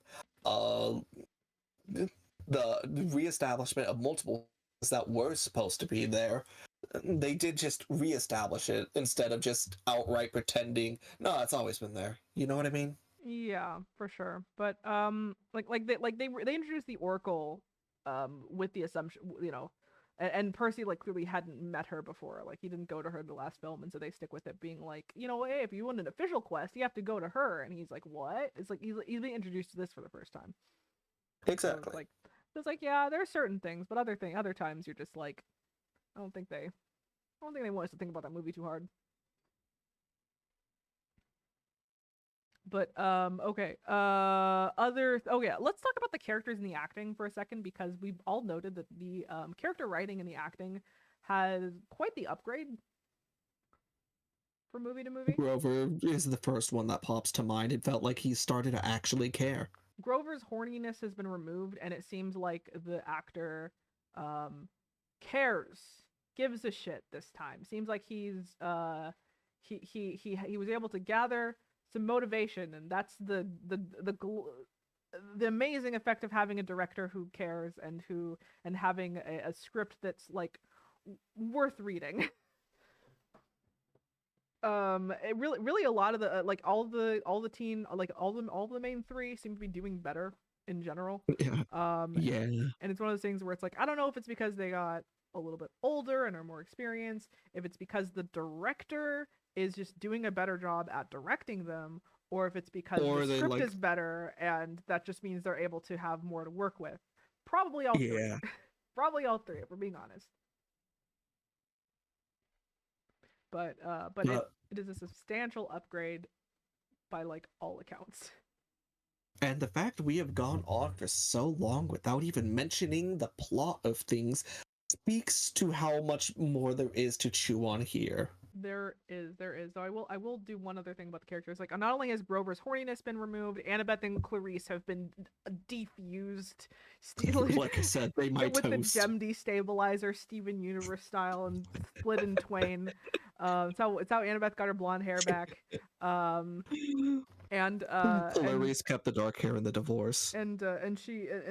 she's more playing the part of Hermione here. She also doesn't have too much to do, especially around the second half, which is a shame because Sea of Monsters is really her book in a lot of ways. Like, Sea of Monsters is an Odyssey adaptation at the end of the day. It is a loose retelling of the Odyssey, and Annabeth is literally there to play the part of Odysseus. So it's kind of weird that she doesn't actually have that much to do in this movie, Yeah. and instead mostly is playing the part of girl. Which, shame that they didn't quite it improved, but like, bar was in hell, and this new one isn't exactly feminist either. They did do pretty well on Clarice as well, despite this actually just appearance within the timeline continuum, whatever. Where, Clarice is written well.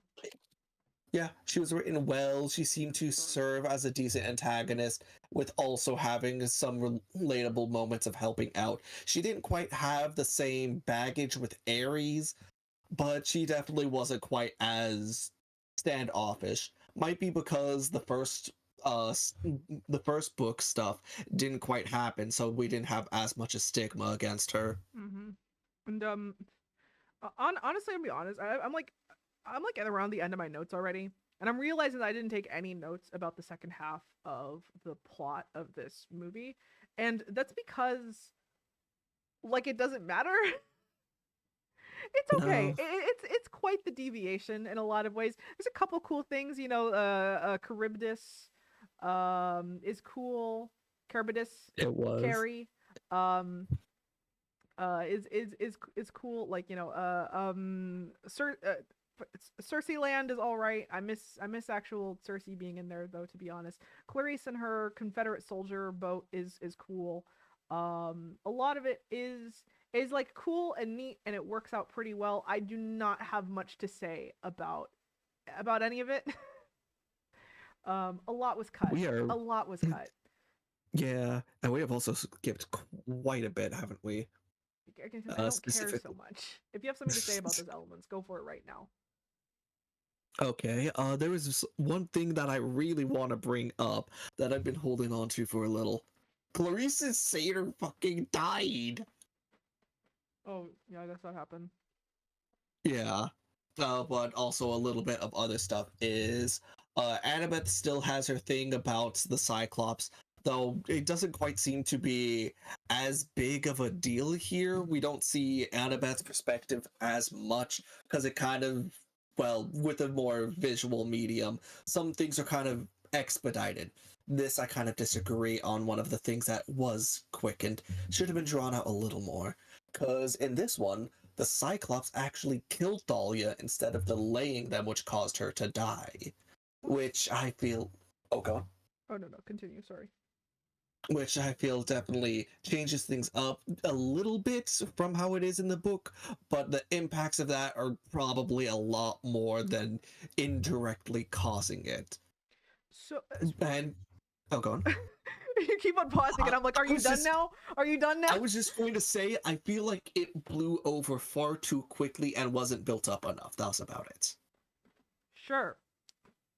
I wanted to bring us back here, actually, because I realized that we didn't talk too much about Tyson as a character. Tyson We did not. Tyson in this movie. Compared to the books, Tyson in this movie is a very different character. He's the one like major change that they made outside of some of the stuff they cut here and there. In the books, again, he is a metaphor for having a mentally disabled child, essentially, like profound autism, most likely, or something along those lines. this Tyson seems more like he's just badly socialized, like a little bit awkward here and there. Does not necessarily come across like they basically remove that metaphor, which is like, I mean, if you thought you weren't going to be able to do it well, maybe that's for the best, but Mhm. can considering how much praise the other version gets, it feels like quite the shame to just remove it entirely. I hope that that is not the direction that the series takes if they do get around to season 2. Like very dearly, I hope that they try and keep to a book accurate Tyson, because I think that's actually an important lesson to learn. But despite that change, they actually kept and they even strengthened. So like while Annabeth's arc got kind of toned down, Percy's got way turned up to 11 in the way that film often does so. You know, they turn a subtle internal arc into something external and much more like dramatic, basically. So while in the books he is like outwardly relatively like nice to Tyson, even really good to him at times, but like he clearly has a chip on his shoulder about it, and Tyson can pick that up. In the movie, he starts off being like, "Why do I have a Cyclops as a brother? I hate this guy. Where?" Yeah, yeah. So, and it definitely, and again, it's one of those things where it's like, I get it. You have to like make it more dramatic, but like you make it more dramatic, and then remove the reason as to why that arc happened in the first place, which is that it was supposed to be a metaphor for something very specific. And so it's like, well, I hate it. Thanks. The one moment is the one change where I was just like, oh, this is actually just absolute downgrade. And this definitely like this may be where I can say around the halfway point, and this is where maybe why maybe my notes start to fall off a bit. The charm of the movie starts to wear off as it starts to make some of the same mistakes as the first one, honestly. True, which is kind of when Someone we at were your front thinking, door. you, shush, shush, shush, shush, shush, shush.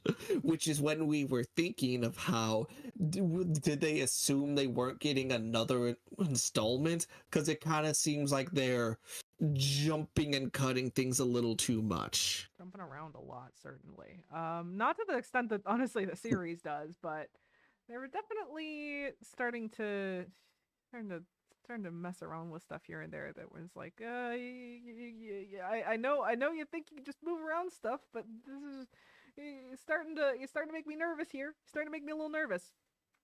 Specifically, some of the Chrono stuff that occurred. Oh yeah, they have to jam pack all the Kronos stuff in there real fast. They even have a bot. They have a Kronos boss fight as the final fight of the movie, and that's insane. That definitely doesn't happen. Absolutely.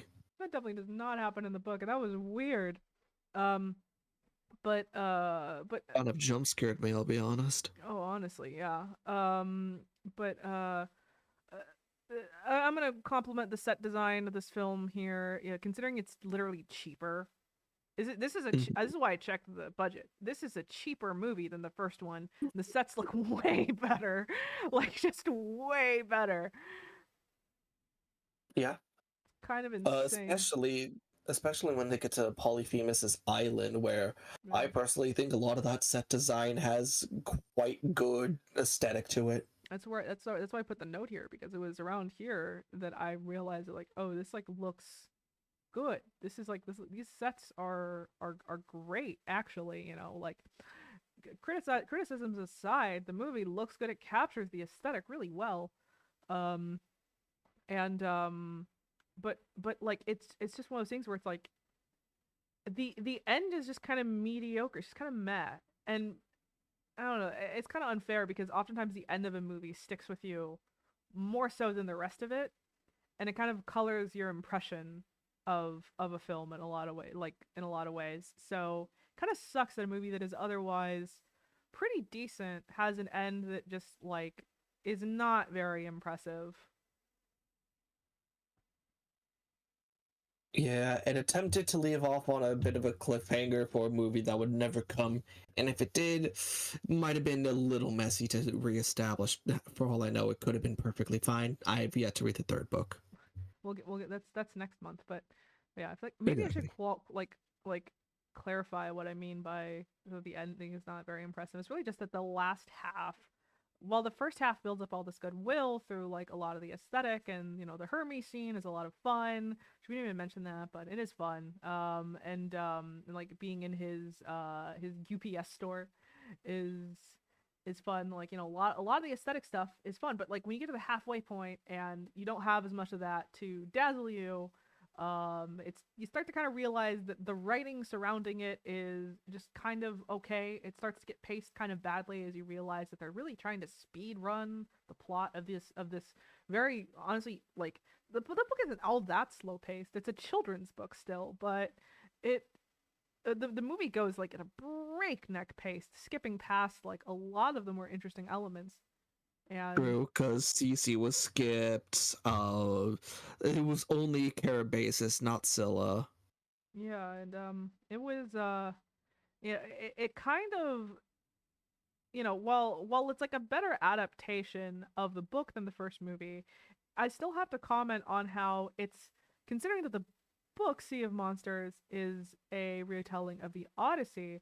This does not really work the same way. It really has very spare elements of the Odyssey. Like there's really just a couple things sprinkled here and there. Really just feels like a reference or two more so than an actual retelling, and that's kind of a shame because it means that while it's getting closer at like doing the thing that the series tries to do and like retelling Greek myths for a kid audience, Mhm. it's not really there yet. And I know this is a bit random to bring up, but I just remembered it and thought it was funny since I wanted to bring it up. They literally kidnapped Grover to make it fit the book again. Oh yeah, that was funny. Because It he's not was. on his pan quest, so Luke had to kidnap him to find the fleece. And then he just somehow, it honestly makes no sense. Like actually they actually really don't explain how he ends up on the island. They kind of just hope you don't notice. I kind of thought they just kidnapped him to leave him there for fun. I thought that was it. It's to find the fleece because Luke wants the fleece, but then he just ends up on the island alone without Luke, and I'm like, where did that happen? How did that happen? What? At least they put that man in a dress. However, he wasn't pretending to be his bride to be. He was pretending to be a handmaiden, I think he said. A lady cyclops, a pretty lady cyclops. Basically, in this version, he seemed to be a pretty maid. But it was honestly, yeah, just like the second half, you start to realize that they spent so much of the first half having to reestablish elements that the first movie never even touched on. And trying to not even not reestablishing, establishing for the first time all these elements. They spent so much time doing that and trying to show off this new aesthetic that they really only had like 45 minutes left for the actual plot. And it's like, ooh, kind of rough. It felt fenced. Felt rushed, and also I have to take away some of their characterization points because as things start speeding up, you start realizing that you know that while the side characters are a bit better, and honestly Luke's actor does a great job. I love him in this. He's a great Luke. Just overall he's a really good Luke. Um, but like Annabeth getting hit with the sexism stick a little bit here, and it's surprising considering that Clarice is done pretty all right. But I think I'm gonna let you talk about it for a bit if you have anything to say about it because I can kind of go off about that. I think I have my little explanation. I unfortunately don't. Gonna be entirely honest. I was. Well, my notes aren't exactly in depth here. It kind of seems to fall off after the Hermes thing and then picked back up. Oh, Clarice's satyr buddy is dead and Grove is a chambermaid. Those were my final notes about that. Nice, nice. Okay, well I didn't have notes about this, but it was something I was thinking about because it came to mind when I was watching Invincible. Funny enough, no spoilers for Invincible. Promise, promise. But maybe like a teeny tiny spoiler, which is that in the recent season, very obvious. So the couple Amber and no, the couple Eve and Mark, right? Mhm. Like very clearly, like the like end game from the beginning. Like there, it's so obvious their end game. Eve is like a pretty good character on her own, but there is a little thing that happens in season 3 where when they get together, so much about her that was interesting just no longer becomes an element at all. She like hemorrhages charisma the second they actually get together, and that actually did like cause that's something I've noticed a lot of the times with with things like this, where like you can have a writer that actually is pretty all right at at writing female characters, and then a lot of that can kind of get thrown out the window when the character is a love interest. And that does speak to a certain specific type of sexism that like is sometimes hard to pin down unless you know what you're looking for, which is that I think that you can see women as people, but the second that they become a romantic object, it kind of the waters can get muddied oftentimes. And so I think that's why Clarice, who's like not in the realm of romantic interest, comes across as a little bit of a better character, while Annabeth is still kind of in that realm of being like kind of relegated to the side. You know, she gets like Your stabbed by the character is manticore. love interest. She gets like stabbed by the manticore in a way that was like complete. Like in the book, her whole scene where she gets injured is really cool. She like she essentially goes. She like declares herself nobody, essentially declaring herself king of Ithaca. Puts on her invisibility hat and goes to lead off the Cyclops to like fist fight it. Essentially, it's great, and she gets her shit rocked because it's a Cyclops, and none of them were going to be able to fight that thing. But the fact that Not she even does that Tyson is could, and he cool. is one. In this movie, she literally just gets stabbed by a manticore while she's like turning to talk to Percy for a second, just to traumatize him. Like she just gets fridged basically. Um, By the way, because they didn't have the Manticore in the last movie, they just threw it in here for they threw it some in here for reason. some reason. Who cares? The manticore wasn't in the last one. You think about a chimera. Oh, that close enough. Boo, boo! Get your monsters I, right. Shame, I will fight shame, you. Were you a kid now? Were you a kid now? shame. Yeah, I will fight you. shame. But it just like felt hacky, and it's just one of those things where I think just sometimes like even if you're okay at writing female characters, they've got a love interest.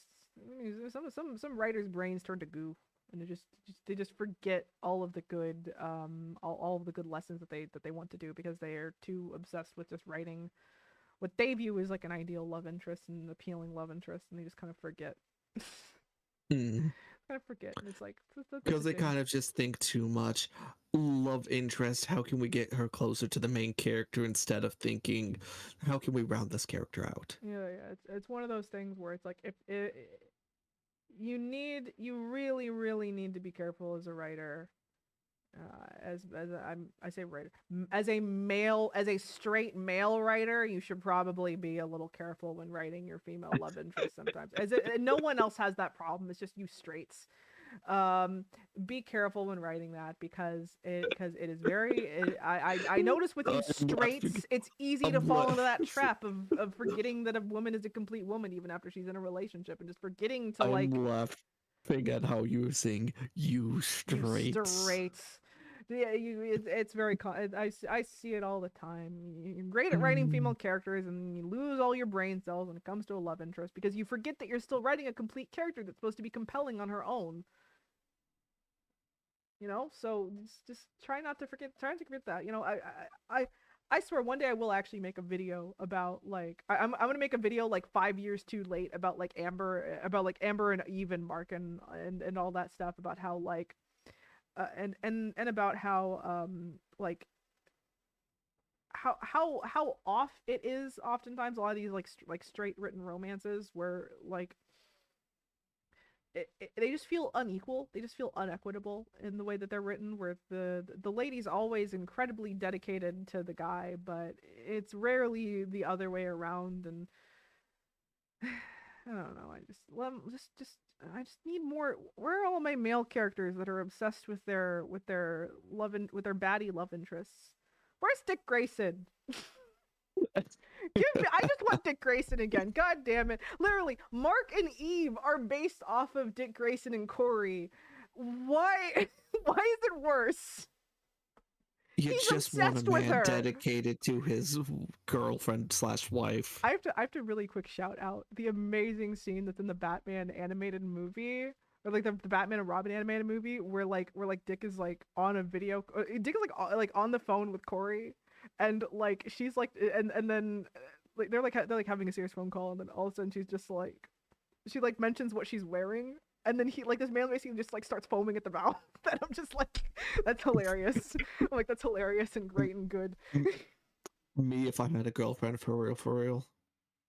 Oh yeah, absolutely. But I just you know, if you're gonna be dating a baddie like this, I feel like you should allow yourself to be obsessed with her. Allow yourself to be obsessed I'm with her. Allow pretty, it to feel equal. yeah.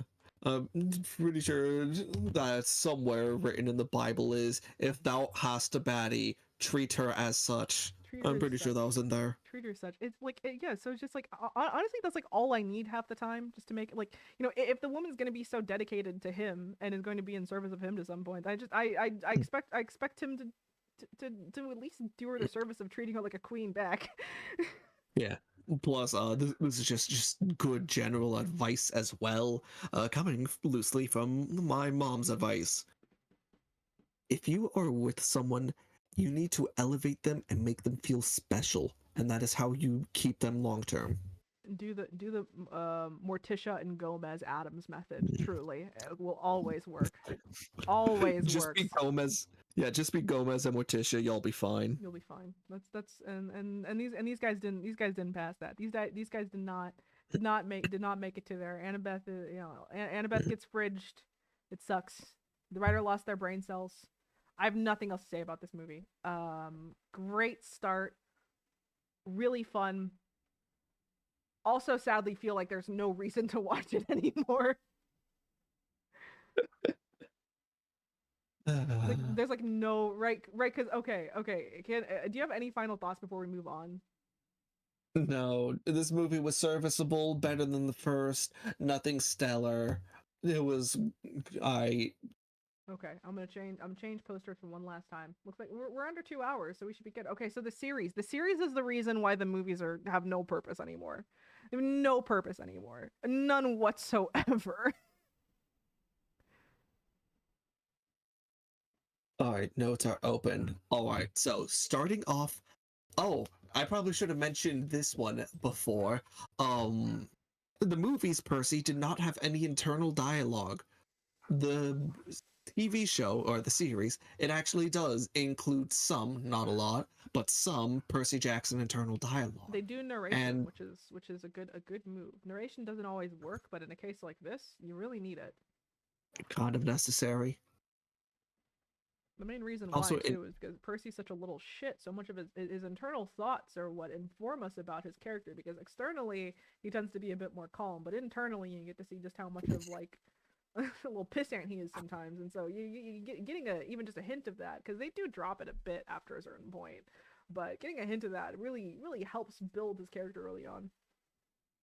Which he before we mellowed even with get too age. started, I already did editor, hey editor me, make sure to include like a sped up version of my summary of the lightning thief from like earlier in the, because remember I'm splitting this up into three from earlier in the stream. It's that we've summarized it like 3 times now. We don't need to, you don't need to hear it an additional time. It's a lightning thief. We're doing a lightning thief. The lightning bolt was stolen. Percy's blamed for it. They have to go find it. Editor Lily, on my TV screen face, can you just put that one gif of the hamster dancing with the water bottle with the little rainbow stuff going on? I don't know what Thank that you is. You're so gonna have to send much. it to me. If you don't send it to me, I'm not Oh, doing okay. it. I'll look for it. Trust. Okay. Let's see if I remember in 3 months to do that. So, the series. We're gonna go more or less episode by episode. in the same way that we go more or less chapter by chapter. Um, but I feel like to just start off, so the other two movies, pointless. Don't watch them. We don't recommend them. Sea of Monsters is pretty good. Maybe just watch like the first half and then dip.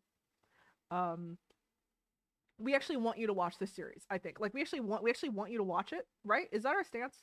I would I would personally recommend it. Yes. Yeah, we don't recommend them above the books because this is a book club for once. We want you to actually read, and like it is still. I think we came out of it at the end still viewing it as being like lesser in some ways, not bad, but it's not perfect. But it is pretty Yeah. good still, and it is worth watching. So if you're like a fan of the books, if you've read the books already and you're like curious, and I mean all the books because this spoils later elements. We're gonna try and avoid those spoilers ourselves, but Yeah. for I your think sake, with if this you're still now on this is journey with us. yeah, I think now is a good disclaimer to say this. The movies, when they were made, it felt like they were trying to adapt a singular book, with the Sea of Monsters movie being a notable exception, with some teasing towards the future, such as when they went over the entire prophecy. This series, the Disney one, it feels like they already, well, because they did already have access to all the books, read all of the books, and with Yeah, Reardon's permission, Reardon was consulting on this while he was not involved in the movies at all, from what I understand. exactly, with this consultation, a lot of things were changed where it seems like it is now going to be one continuous tale instead of it being broken apart with multiple other pieces. It feels like not only were they incorporating elements from future books, but they were also um, addressing some of our small or like criticisms and nitpicks from the books, and Ooh, in fact doing little things to improve upon it in certain ways. This is all our saying, where if you were curious about it and you felt like, because I feel like this got a pretty lukewarm reception at the end of the day, it by the greater fandom. But if you are curious, we think you should watch it. That is our stance. We are going to spoil every aspect of this essentially, and we think it's pretty good. We think it's worth like the maybe day or two it'll take you to watch this on Disney Plus, for sure. Your yeah, family will love speaking it. of, If you have yeah, younger siblings that have never seen this story before, they'll like it. You're gonna have a good time. was it you or J-Bent who had some question going into the series that then was actually answered by it? That happened a couple times, honestly. Hmm. And we'll get to those. We'll get to those individually, like things that it does to improve. And again, we're gonna try and avoid things that are direct spoilers for future aspects in the book. So especially for especially if you're like actually treating this as a book club and are reading along with us and have not read those yet. So we spoiled it to each other in Discord, but I spoiled it to you in Discord, but I'm gonna try and keep my mouth A clean. little bit. I'm gonna try and keep my mouth clean. If I include something, I'll try and take it It's out fine. in It's editing. fine. Just Um, don't worry. It's fine. It's fine. but yeah. So episode one, all set up, right? Yeah. We're setting up. It pretty much goes from. So how many? Let's see. There's like 8 episodes total. Each episode covers 2 or so chapters, give or take. Which, and considering each episode is 45 minutes, that actually means that while the movies tend to go really quickly through everything, the series takes its time, like more so than even the books took its time sometimes. It's a slow burn in a lot of ways. Yeah. Uh, Nothing really to add to that. They definitely took some things a bit slower. they got a slow burn, and amongst that, they like add little things. This is where a lot of the like little additions happen. Some are just character building, some of the really great standalone scenes that we'll talk about and heap praise upon. Um, but there's like a line that I kind of I don't know if this is an exact quote, but like it was something along the lines of not everyone who looks like a hero is a hero, not everyone who looks like a monster is a monster, which is something Oh, that's Sally what tells Sally had Percy. said. Sally tells Percy Mhm. this while they're at the museum when he's like in a flashback. Um, Yes. and there's a lot of flashbacks with Percy and Sally. They're really trying to get you to consider their relationship in this, which maybe it might be a little early, but a major theme of this series in comparison to the book, it's changed slightly. The book is more about parental neglect and parental abuse specifically. The series tries to be more about parenting as a whole, and they do Both that by good and bad. yeah. Sally is like the supporting character in this, and she is there to be on the good side of the spectrum to contrast with the gods and with all of their kind of varying stances from well we'll kind of talk about them as we get there, but they're all like if we consider a huge old spectrum, they're all on different areas of this with Sally on one end and Zeus on the other. Yeah. I said I wouldn't spoil anything. I'm not gonna spoil Trials of Apollo. I'm not gonna spoil Trials of Apollo. Keep his name out your mouth, though I will fight you. I will. Okay. If I don't even I'm gonna from here on out, if I say the name Apollo, it gets censored. Apollo there.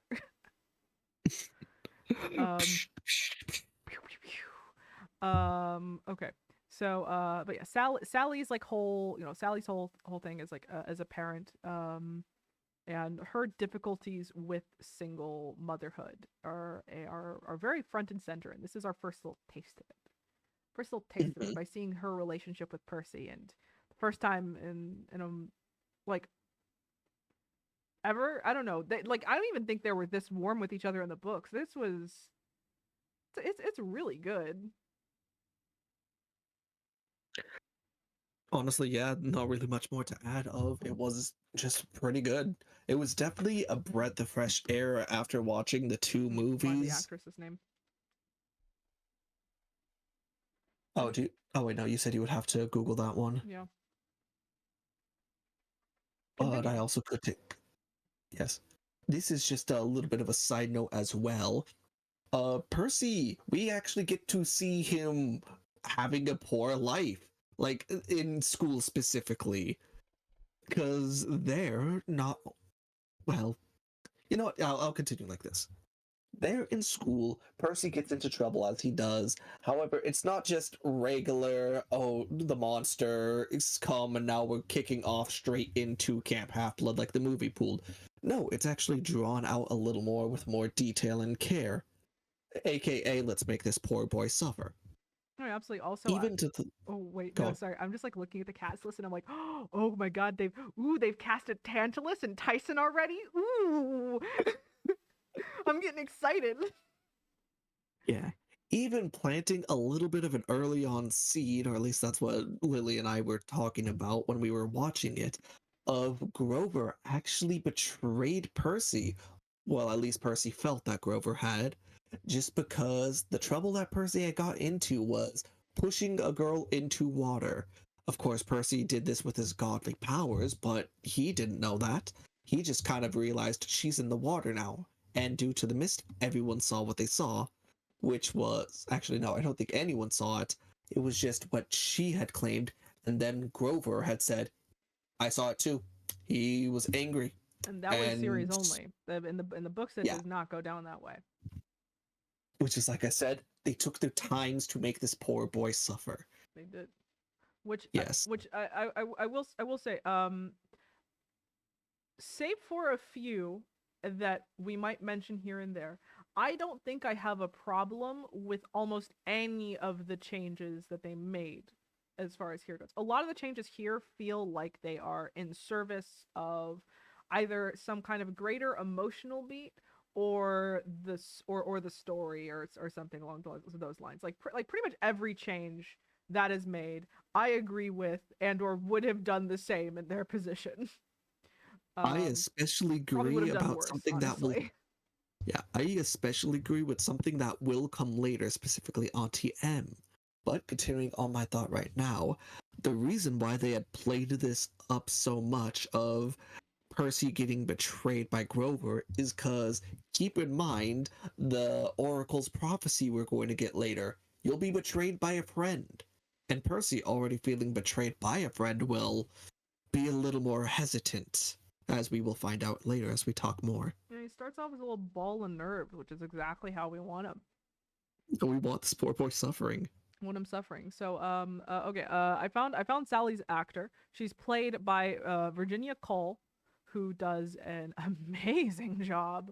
Again, so much of why, like, we can say it right pretty confidently. She's like the best actress in, like, actor period, like, period, The series. in the series, like, pretty easily. She, like, so much of, like, without her, like, so many of the emotional beats don't work. Like the child, like, remember we were talking about before with the last one about how, Child like, the child actors are actors difficult. child actors are difficult. The child actors here do pretty okay. They get better, They actually, are serviceable. as the episodes go on. They actually seem to be getting better. I don't know if it was filmed in order. It might not actually be the case, but it seems like they're getting better as the episodes go along. Or maybe I'm just getting more used to them. But they're okay. Honestly, they're maybe a little better than what we got in the movie. It's The first one yeah, specifically. yeah, the first one specifically. But like, a lot of that is made up for by the fact that the adult actors are doing a really, really good job every time they're on screen. And she is an adult actor that gets a lot of screen time, thankfully, does really, really well. Thank you, flashbacks. Every scene with her and Percy is, like, perfect. It's perfect. I want to frame it. I want to put it on my wall. And her whole like sacrifice in the rain works amazingly. It's a beautiful scene, this whole fight in the rain. There's not even any music playing for a long time. It's just like a vicious struggle of Percy and the Minotaur. And it's great. The visuals are on point. They've some of the sillier elements that were missing from the movies are back, thank God. Mrs. Dodds in her leather jacket, the Minotaur in his tidy whities. Like you just tell from episode one that, like, we're in a good place. I kind of forgot they actually re-included the tidy whities. Like, yeah, absolutely. They did, and it all is just like, oh yeah, oh thank you, oh yeah. Percy's sword is actually made of bronze. Oh, that's right. I Actually looks remember right. immediately as it shined. You were just like, yes, finally. An element we didn't mention but is very important to the series is the celestial bronze um uh sword. The swords being made of celestial bronze, because that's the only thing that can it only hurts monsters. It's important.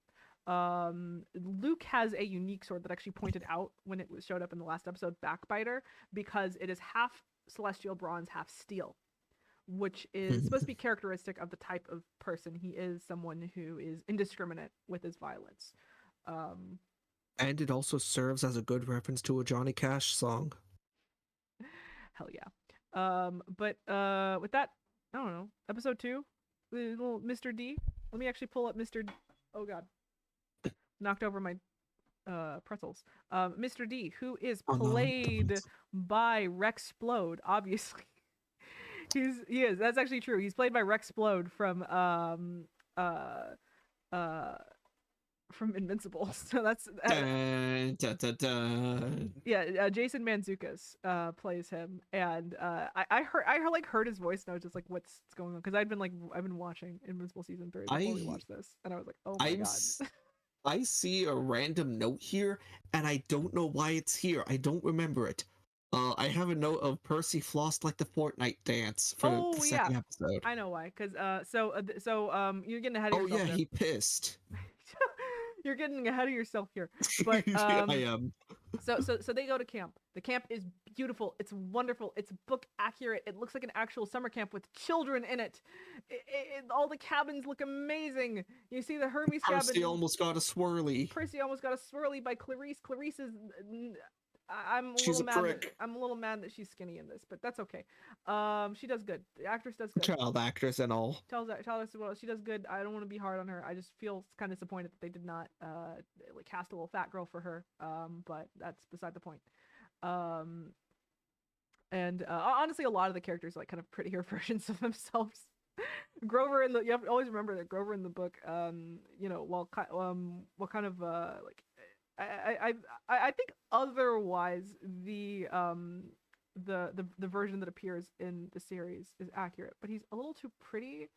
Grover in the books is described as essentially having like hormonal acne and a little bit of a beard, like clearly supposed to be like a kid that maybe is Awkward puberty phase. yeah, like got hit by puberty like a little early. Which is of course explained by the fact that he's actually a little older than what he's trying to pass himself off as, significantly older technically. Um, but it's so it's like he has like hormonal acne and like chin hairs. It's like in a really bad like teenage beard. And in this he's played by like a very smooth face, very handsome young man by the name of Ariane. Oh my god, I'm sorry. Samhadri. I'm sorry if I butchered that. Um but yeah, so it's all the characters kind of prettier versions of themselves. That's it's okay, I guess. Even Hephaestus was pretty. Even Hephaestus is pretty. Ares is uglier than Hephaestus. Not that the actor is ugly, but he definitely has a grizzled look to him. Mm. The actor's fine as hell. Would, but oh, he has more of a he's maybe the one that has the most grizzled human look to him, ironically. I can't wait for when we start talking about him a little more, just because I loved it. Would. Oh my god, who said that? Wow, sorry. Wow. That's not even me I feel like I should make overcompensating. jokes. That's just the truth. I feel like I should make jokes about judging, but unfortunately, you know me too much. You could easily throw things back at me. Gargoyles. I did show you gargoyles. Oh my god, I did show you gargoyles. That's great. To be fair, you understand me well enough to know the reaction that you expected, Oh, yeah. and I will keep it vague like that. Oh yeah, no, I'm not gonna keep it vague. I showed him an episode of Gargoyles. Demona shows up. He starts barking like a dog. I will freaking fight you. Great. Meet me in a Denny's back alley. Fucking Percy challenging Ares to fight me in his Denny's back alley, bitch. So yeah, here was also the note where I had where him flossing like a 12-year-old he is. The Luke settling the Thalia versus Talia debate around here. Yeah. Reason why Percy was flossing because he was kind of just pissing about actually quite literally during the capture the flag thing, waiting for him to get beat up. If we gloss over any plot elements, it's because it just happens as it does. Assume if we don't mention it that it happens as it does in the book. So yeah, a lot of it is quite accurate to the book. Capture the flag fight is basically a 1-for-1, like more or less. A little bit like small changes around the end, but they're pretty inconsequential at the end of the day. But yeah, Clarice, wait, I just remembered a contrasting point. Dionysus. He was being shown as, or not just being shown as, Grover was scared of Dionysus. He was. Oh my god, is this where I can talk about how they're finally like know how to write the demigod to god interactions, and they actually managed to bring some insight to it that's like not there in the book. Be my guest. Oh my god. Okay. So there's a really great scene, and in which so yeah, we get a lot of really great scenes of interactions in between the mortal characters, or in this case, Grover, with some of the god characters. And you mentioned Dionysus here specifically, where he clearly has a healthy amount of fear and respect for Mr. D, to the point where he's like, a little afraid of him. While he's talking to him, trying not to step on any toes, trying not to disrespect him, being on his best behavior, because these guys are all like a little afraid of the gods. And they do mention a lot of the rituals that they do in the book to kind of show respect, not only like referring to them in a certain way, but doing the like little food sacrifices in order to get their attention, giving them equal attention cakes for the cabins. It's like doing all the cabins out of respect, even if the cabins are unoccupied, and just in general, like you can just tell that a lot of their life, as is true in the books, is built around not wanting to piss off the gods too much. But they add a bit of nuance to this, in which you see, because they take their time here, so you get to see a lot more scenes with Percy interacting with Luke, and you can see clearly that not all of the demigods, while like the They don't like the status quo. like the rebellious teenagers they are, they stick to the letter of doing all the respect stuff, but they clearly have their own reservations about it, which is how you write something like that. That's exactly how, like, you create a status quo, and then you allow characters to have nuanced opinions about that status quo. It's like it's good. It's really good. Should we bring up how Luke is grooming Percy and Annabeth at this point? The grooming as in trying to recruit someone into an ideology, not the other kind. Oh yeah, he definitely like talks to them a lot about their ideology. For one, you actually get Annabeth's relationship with Luke in this one. Annabeth being played by, let me find her because she's like the best out of the kid actors, honestly. Lee Jeffries. She's like the best out of the three of them, so might as well pick her out there. Actually, I'll even say it's usually who's the best. So Percy's played by Walker Scobell, and it's played by Lee Jeffries. It's usually one of them that's the better one in the scene. Walker has some really really good moments, mostly with his mom, but Annabeth definitely has a couple scenes that manage to stand out, and she definitely gets the intensity of Annabeth, right? She definitely, like, Lee definitely gets that shit. Or Leah, it's spelled like Leah, or it could be Leah or Lee. Your guess is as good as mine. It would have been nice if I looked up.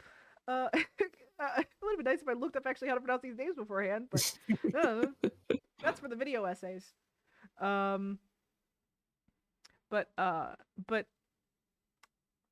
but yeah, so you get the you get the status quo, and then you get characters subverting it, and then it makes even more sense when around the end, Percy talks to Chiron and Mr. D in a way that's clearly Luke rubbing off on him a bit, alongside his normal, like, having the audacity, the impertinence, in which he, like, mouths off to them a little bit, gets a little disrespectful, gets a little, like, little huffy Sassy. with them, sassy, and you start seeing a bit more of that book accurate Percy in there. He gets a couple moments to shine. But yeah, like, a lot of it works. A thing, I have a note here. We can talk about this because we've discussed Sea of Monsters here. This is technically a little Sea of Monsters spoiler, but Clarice, when her spear breaks and the actress, like, screams. Oh, That was a good moment. I remember. That was good. That was like that's a moment that works in context of Sea of Monsters better, because you understand just how Child fraught abuse. you understand just how fraught her relationship with Ares is, and what kind of man and what kind of father specifically he is. Um, and so seeing her reaction without them even really saying it or pointing it out, knowing that she likely got the spear from her father, uh, yeah, it reads really differently, especially since the actress really fucking sells it. Um, I have the cast list. I can just pull her up here. The actress Dior Goodjohn, yeah, she really sells it. You basically really get the feeling that, like, oh yeah, this is like a teenager crashing their parents' car. But yeah, It's that kind of vibe. she shows like anger and fear is what we get there. Um, Yep. but uh, but yeah. So episode 3, the quest. They go to the Oracle. The quest begins. They are not on a MacGuffin hunt this time. They're just just kind of out searching, coming across things by accident. Um, the one thing, the one bit of set design that I made a note of here, and that I believe that the movie kind of did it better, was the Oracle, the look of the Oracle. Oh yeah, yeah. I think in the movie it was like a prop basically that they puppeted around. While over here it was like a lady in some makeup, and it does not look. I prefer the prop. I prefer the Yeah, puppet. and then it shifts to the lore accurate thing, which, like, I mean, that's fine, I guess, but like, Like I did Gabe. kind of prefer the creepiness. Yes, Which we that. didn't even mention Gabe. Here's a change that I didn't quite like. I thought that the series pulled its punches a little bit with its depiction of Gabe, where in the book and in the movie as well, he's a bit more like outwardly, like obviously abusive, a bit more of a dick. Where in this one, he's like almost a little too charming and comes off as like a little too non-threatening for you to I really think it's understand. because they toned back on the threats of physical violence, Yeah, yeah. I think maybe they were a little uncomfortable with doing that on its face, and it just. especially since this seemed to be a bit more child oriented. But I again, that kind of to me is a thing of like, well, the whole book series is about like that's why Gabe's in it. The whole book is about like parental abuse and neglect. Like that's the point of the series. And so this is kind of where I start to have a bit of a problem with that shift because and again, I'm trying to think of this from the perspective of like what are kids going to take from this? And I think doing the more straightforward depiction of the abuse would have been like better, honestly would have been better for Mhm. for the kid audience. Unironically, I think would have one it because the series maintains his book ending, which now comes across as weird because he's not as much of a villainous character. I would also bring up that the difference with this ending for him as well was it was also It self-inflicted, was an accident. which, It was much more yes, more exactly. definitely an accident. um Which I guess is kind of a bit more light-hearted way of doing it, because typically for kids, it's like, oh yeah, they're victims of their own folly, not necessarily they were killed because they were needed to go because malicious person. I'm gonna put this one on the list of a small change that they made that maybe. We don't really agree with, because we were Yeah, even thinking, oh, are they planning on doing a gay redemption arc? yeah, I was literally wondering about that. Where I'm like, well, it would have been interesting if they tried to like redeem him, especially since this was more in a more nuanced. It was trying to be more nuanced with this take on parenting, trying to be more about the full spectrum of parenting experiences. So I'm like, would have been interesting if they included a parent that like a human parent, because a lot of the godly parents get plenty of chances to try and get better and improve, and a lot of them do, honestly. So it would be interesting to see that from a human perspective as well. But it kind of just ended up being less interesting. Like I think they tried to make it more nuanced, but it ended up actually coming across as much less Yeah. interesting than what we got. Plus, something else we forgot to mention was Sally was not afraid to snark back at him, because in the books it was just Percy snarking. Here, Sally did as well, which kind of removed some of his. I want to say imposing. You know what? In abusive relationships, even if someone is physically weaker, they could still be imposing It just could, but because of how they are. but But it like reads much less as an abusive relationship thing. here, it does. That's the point I was trying to make. Yeah, He's less imposing in that way. yeah, where it's like I would buy that they have a rocky relationship, but the idea that he's abusive is outside of being like kind of a deadbeat. I'm glad she cut him out, but Mhm. it just seems like he's kind of a deadbeat, not that he's like abusive. Yeah. And again, kind of the point of the series or of the book, I mean. So it's kind of like, well, not sure if that was the right move there, my guys. Not sure if that was the way to go. So it just feels like they had an opportunity to put in a more grounded depiction of the whole A theme that they human. were doing, and they just kind of like went back on it because they wanted it to be a little nicer for the kid audience. It's like I like the sometimes you want a series to not pull its punch a bit. Sometimes you want a series just go in for the harsh reality. Yeah, because it did feel a little less or a little more toothless. hmm So, another thing, the series starts to show off the fact that it maybe does not have an infinite budget because they don't crash the bus. Uh, this doesn't mean I didn't think about it too much though, because this goes into the first instance of a change that we quite liked actually, which is that the heroes are actually pretty likely to so in the books they kind of stumble across a lot of the stuff by accident. They don't really recognize any of it, and they kind of start to realize as they go along, even if as an adult reader it's incredibly obvious, right? Like anti-air, a whole bunch of stone statues. What could this mean? In the series, Annabeth clocks it immediately. She figures it out within like that. Like she sees it. She sees the stone statues. She's like, "This is Medusa's lair. We're going into Medusa's lair."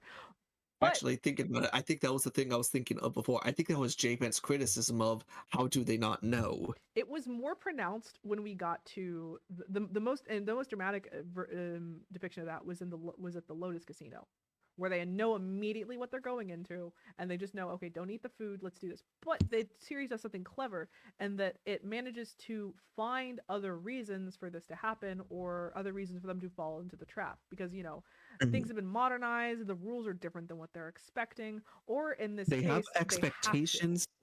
Yeah, they have expectations that are subverted because it is the modern era. In this case, because they're being caught, but they're being chased by a fury. They have to go to Medusa. It's an apples and oranges, especially, or it's not apples and oranges. It's, I mean, kind like a Rock more on a dramatic hard version. place.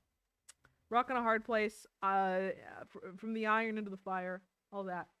Um, but uh, but Are we like going to talk about Auntie M's sympathy? Auntie, I'm getting right to it. I'm gonna get right to it in Gotcha, just a second. gotcha. But yeah, so it also helps though that she at first seems to want to help them, want to assist them, because she basically views the so to go back to Sally's line about like not all people who look like heroes are heroes, not all people who look like monsters are monsters. That's something that sticks in Percy's mind when he is here with Medusa. She tells her tale, and we get something that is again pulling its punches compared to sometimes how I see this story told. We do not need to mention how it's usually told, but just no, pulls its punches.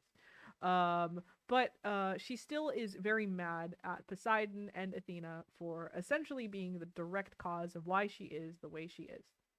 Um, Mhm. Annabeth And is doubling we, down. yeah, but that's what we already expected of her from her book characterization, which carried over here quite well, of her basically really leaning on her godly parent. The series allows her to be unpleasant and abrasive, and I like that. Very fitting. But something else about Medusa, she also seemed to have been willing to, I don't want to say forgive, look past Annabeth's mom at first, is what it seemed like. She was definitely she was definitely trying to like try to talk to these kids on their level, trying to convince them of something that is more or less confirmed by the end of the series, which is that your godly parents aren't all that, and that you probably shouldn't be idolizing them so much. Again, Not it's all monsters are oh money. monsters, and I was just going to say the quote thing. Go on. Mm. No, sorry, I was just saying, yeah, it gets a little muddy, but it's clearly trying to set. It's clearly also there to set up Tyson's whole story in the second season. That's definitely a part of why they're doing this.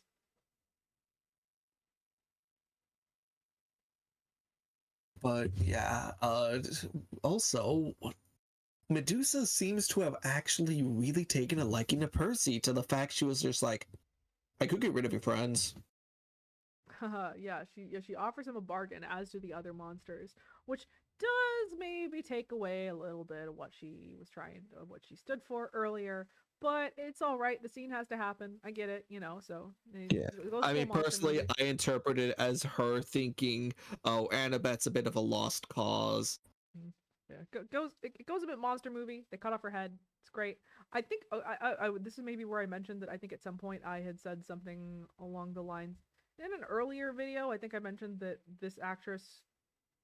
I mentioned in Folly that this actress was Asian, some kind of like Asian American or something. Don't think that's the case. I think when I double checked, she was just a white lady, but she does a really good job. Still, let me find her name. Let me find the name of this very I talented like how white you lady, Jessica phrase that. Parker Kennedy. She's a white lady. Jessica Parker Kennedy, very talented white lady who looks very racially ambiguous if you see her, but I confirmed she has she's got one of those racially ambiguous faces. I even look at her in makeup and I'm like, I'm looking at a photo of her right now. I would swear up and down she was like Vietnamese or something, but she's white. But Yeah. yeah, speaking of actors though, this one has the Lin-Manuel Miranda's jump scare at the beginning at the end. I was wondering how long until we brought that up. Lin-Manuel Miranda plays Hermes. Alexander Hamilton. What's it? I'm not singing. It's great. It's great. He's really good. He's fun in it. We'll get into him when his actual first appearance, the Lotus Casino, because they go literally the exact opposite of the movies, and that they decide to include a lot of gods that weren't even in the books, that weren't even in the first one. So like Hermes and Hephaestus, we still haven't seen Hephaestus in the books, are both put in here. Which is great. And we have a lot of fun with them. And honestly, like I don't think they've casted Apollo yet, but oh great, I have to bleep it. Shit. No shit. You were broken thy vow. Oh Face god. the consequence. Oh no. Lightning, thunder noises. God, Storm. I'll continue to censor it, but oh my god, when they cast Apollo, please let him be hot. Please let him be hot. Please let him be hot. Don't. Okay. Get off your knees. Stop pleading to Apollo for a hotter Apollo. God. But yeah, it's good. Episode 4. Let's move on. This is the train one with the Echidna. I feel like I have nothing to say. Yeah, I have nothing to say here outside from just it was a really good and fun episode. Percy is like in pain and hurting and like sweaty and looks like terrible. Looks like absolutely awful. And I'm like, that's how it should be. Honestly, that's how it should be. If Percy isn't suffering, is this even like? Is it accurate if he's not suffering? Essential to his character. Echidna is great, played by Suzanne Cryer. She's amazing. Yeah. But something I did want to bring up was Annabeth had talked about how she was born of a thought. She did. That was that is. I'm not even gonna explain. No, that's future book spoilers. We're not mentioning that. Oh, okay. If that is the case, then episode 5 there wasn't a lot to talk about. Episode 4 is the middle one. It like the book, it's very like episodic standalone adventures. So it's just the Echidna fight basically. Yeah, so we won't always have anything to say. We'll just say it was accurate. It was good. This thing was good about it. It was funny that they tried throwing Percy into a fountain before they realized, oh, it has to be natural water. Episode 5, the Fates, which would have been in the first episode, they were not. Were actually put in the beginning of this episode, snipping one of the threads a little bit before Ares comes by and his big fucking hog.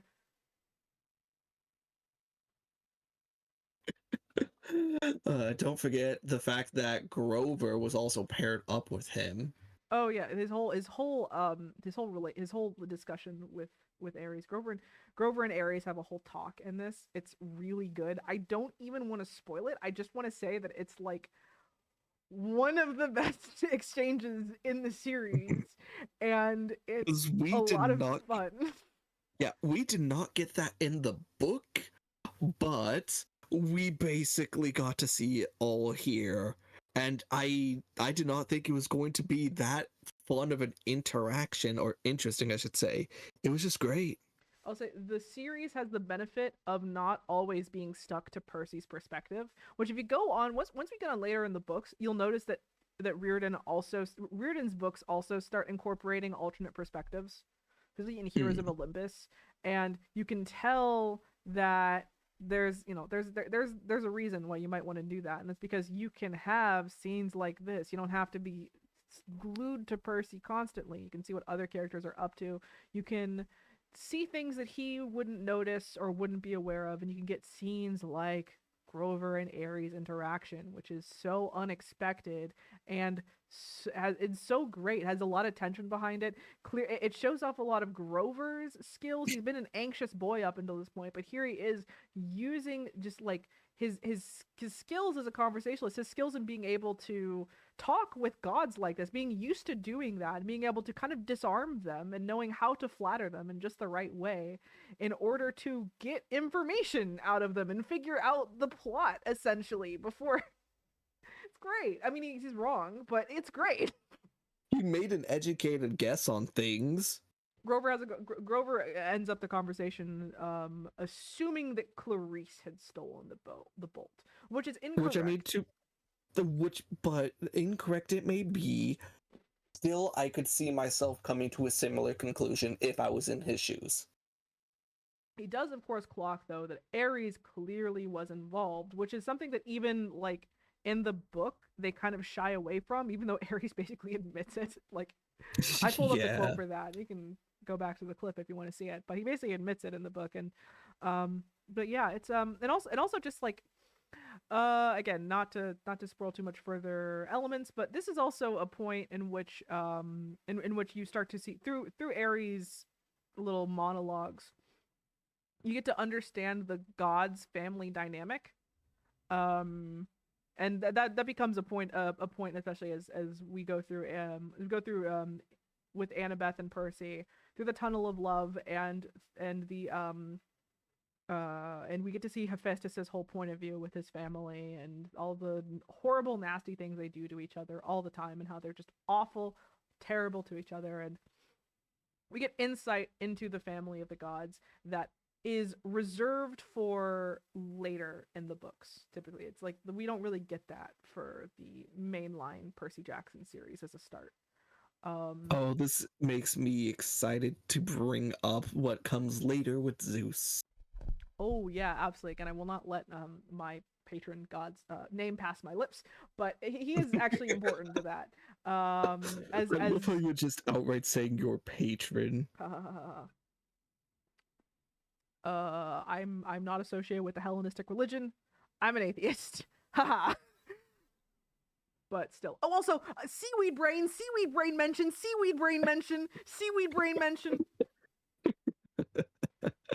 Okay. Anyway, Percy has the audacity, and that he tells off Ares is on their way out. Ares is clearly incredibly pissed that they managed to essentially get one over on them, when clearly he was intending for one or all of them to end up either dead or captured. And they make it out. They head out to the Lotus Casino, in which oh yeah, also Wise Girl mentioned in this episode. Yeah. I'm going to also bring up something very important that you absolutely hate. Percy did not speak to a zebra, baby. We be winning. I don't care. Okay. I know you don't. I just want to bring it up for the joke at this point. Oh my god. Oh, you make it too easy, Luck. You make it way too easy. Okay, so they do an iris message, which is cool because they actually they use like a prism instead of trying to use like water spray. Annabeth has like a little like glass prism in her pocket that she uses to get It Luke. just makes sense. Yeah. He blames Clarice a little too quickly. He kind of believes them without any evidence, which on first viewing you would probably think like, oh, okay, yeah, that makes sense. He trusts them. They're probably just not going to dwell on it too long, because why would they need Luke to reconfirm what the characters know? Second viewing, you know, oh yeah, this is absolutely suspicious. Oh yeah, absolutely. Which this is a good time to maybe mention that I'd be very curious to see the perspective of someone who is unfamiliar with the series, or the books, or as well, specifically including this like Luke twist. And I want to know if it is predictable, if people are able to figure out the twist just based off of the series alone, because they do a pretty good job of threading the needle of making him do things that are clever in retrospect, while also keeping him as unsuspicious as possible to at least the characters. He's very kind to them, very nice to them. He doesn't say anything that like singularly would call him out, but he definitely does some things that if you know, then you know that it's like helping his whole long game here. Mhm. Um, but we'll save that more for the end. For now, Lynn Manuel Miranda. I am Alexander Hamilton. Okay, no. Um, It's Editor Lily, throw in a clip. Editor Lily, I throw in throw the in one. Pranakwa I throw clip. in one clip. They're gonna crucify me. Throw in the Heights Piranaqua clip. You're asking a lot of me here. Okay, I feel like I don't have much to say here outside of this is the middle of that big old spectrum of parenting that we had discussed, where Yeah, we're in subpar parenting basically. mhm. I am being a bit hesitant to bring up specific things here just because it could veer onto spoiler. But something I can bring up is Augustus. A character that means absolutely nothing is just here to kind of help illustrate the whole this place is gonna get you thing. But personally, I think it's kind of neat seeing more failed satyrs because that just makes the world feel a little more lived out. Like, oh yeah, you're gonna see a bunch of satyrs trying to go on this quest for Pan, but like not well, none of them have succeeded. Where are they? Well, we see Uncle Ferdinand turned into stone, and now we have Augustus trapped in the Lotus Casino for all the time. Yeah, and it's and also the whole how they get trapped thing. This is our second mention of that thing we were talking about, where the characters, Grover specifically, clocks immediately that this is the home of the Lotus Eaters. It says that they shouldn't eat any of the food that is offered to them, and then they disperse, only for the actual thing to be that there is a miasma, essentially a spell that has been cast on by it seems like Hermes directly, both time dilation, making time pass a lot faster outside than it does inside, as well as well as like an effective forgetfulness that just happens whenever they're around there. It seems like Percy and Annabeth, the effects are mitigated slightly by being more in Hermes' presence, but Grover gets hit by it pretty hard. Yeah, I think it definitely hit him the hardest considering, well, family and the quest, and he might see a reflection of himself there. But it is interesting though. Again, a little criticism, it's maybe the better manifestation of that. Like, um, fixing little nitpicks from the series and making something that I think holds together a little better. Actually, one of the things where I can say, hey, this is like actually an improvement. It's cool to see them go back and fix little things in ways that still feels like respectful of the spirit of the Original. series. I Yeah. I don't want. I feel like if I say that it's fixing nitpicks, that it might evoke images of the Disney live action remakes. That's not what's going on here. They're not like they're not bowing to weird pedants on the internet. They are they're cleaning up a couple small plot holes here and there relatively innocuously in a way that feels at home with the original. Honestly, a lot of things that probably wouldn't even be considered a plot hole. Mhm. But okay, so oh yeah, Annabeth steals from the God of Thieves, except Psyche, he let her do it, of course. Um, and a Percy tried to drive. and a little change that is maybe slightly inconsequential. They get 4 pearls instead of 3 from the Naiad. Which of course immediately had me thinking, oh, who's gonna lose a pearl? Is it Grover? It's Grover. Uh, and which I guess is just to make it's fine. It just digs in the knife a little deeper. But the bigger, more interesting change is that they missed the deadline. Yeah, Hermes that did his is job well and got them to miss the deadline.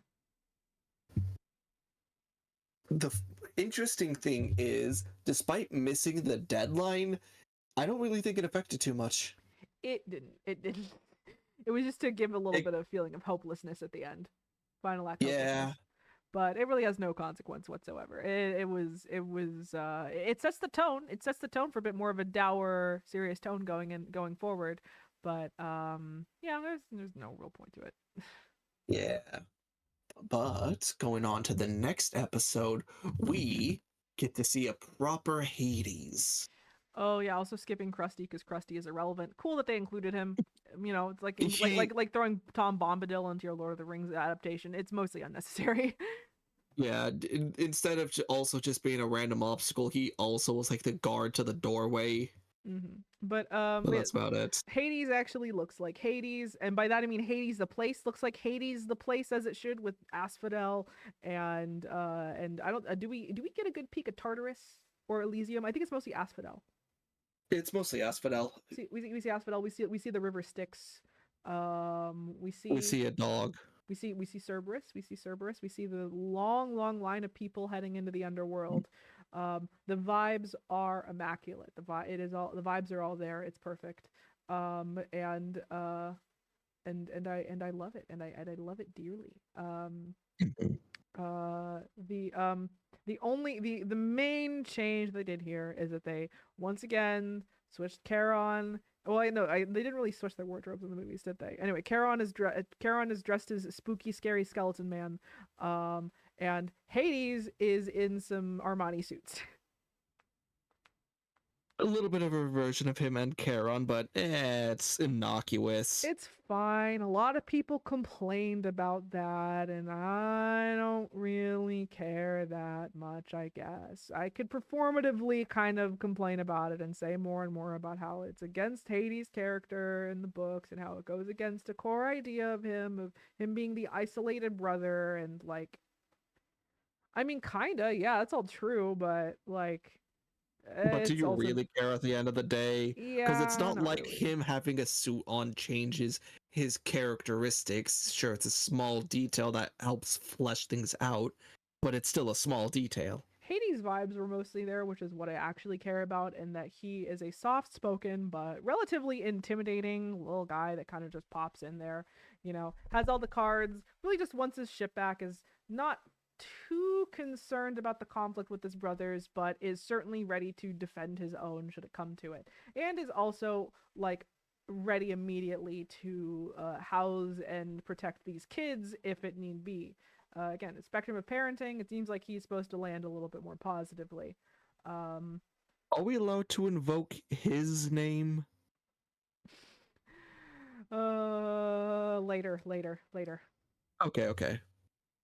But spectrum of parenting, he seems to land a little bit more positively, and so the vibes for him are there. And I like it. It's a departure, but it's not one that I mind, and it's not one that is even out of line from what I understand from later in the series.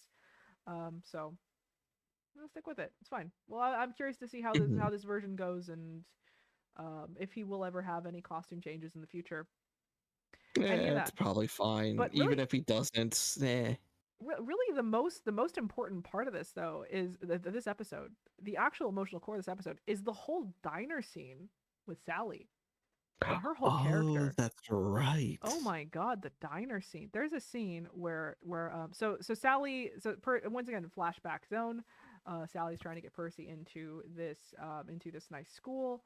The school has rejected them at the last minute, and she basically goes over, like, basically on her knees, begging in order to have Percy be let in anyway, despite their rejection of him. And and then afterwards she goes over to a diner with Percy and has a talk with him, in which he says something really heartbreaking. What is it, along the lines of like, "Why are you trying so hard to get rid of me?" That's the one. She And even teared, if I recall right. oh my, she's like, she is on the verge of tears. She is just like completely unsure of what to do. She's clearly at the end of her rope, and you feel so bad for her, like so incredibly bad for her. I've never felt that bad for Sally Jackson before, outside of seeing this actress I like don't really have much more to nail add besides that. just agreement in this case. Just because, yeah, everything Lily's echoed. It's just that is absolutely the case. And you know what? I'll let you say it when the time for that comes. Of you know the line, right? Which line? Uh, I will do something you won't like, but it's to help you. Oh yeah, yeah. That seemed to be the vibe, and that was what to me. I think you guys were a bit suspicious of Hades, but there was clearly a parallel between Hades and Sally that they were trying to establish there. The idea that both of them were trying to do something for Percy that he wouldn't like, but was maybe good for him, and Hmm. that he has. But then he, as the young upstart, has to find a third way is the idea, a third way that can potentially help, and also skipping past the part where his mother, she sends a little offering to Poseidon. He shows up immediately, and it's so sweet. Nothing, like, I swear, nothing. I can't imagine anything that would have gotten me on that man's side faster than this. which is him being again him being a wife guy. Base, Yeah. incredibly base. No, just like, she's on the verge of tears. She's ready to break down. She gives an offering to Poseidon, and he shows up immediately to try and help and to talk with her and to do basically everything in his ability to try and make things right and to try and give her advice on this. It's a little, The there's like a little bit worst of a religious undertone, but it's also like a very sweet. the worst part is you could feel him wanting to help, but also that his hands are tied. His hands are tied. That was our introduction to Poseidon. In my opinion, does a much better job of introducing him as maybe a subpar but a sympathetic parent at the very least, in a way that neither the book or this or the movie quite managed. When the movie swings too hard one way, and well, I actually like the way that the book does it, but like we'll get there. Let's talk about the final end Once of the I learn spectrum more. before the final end of the spectrum before I start really leaning into the whole parental theme and why it maybe doesn't necessarily Oh work. wait, well we forgot to give up that Percy literally died. We Uh Hephaestus. oh yeah, I turned to gold. That Yeah, was fine. Yeah. this is just a quick aside of I forgot to bring up.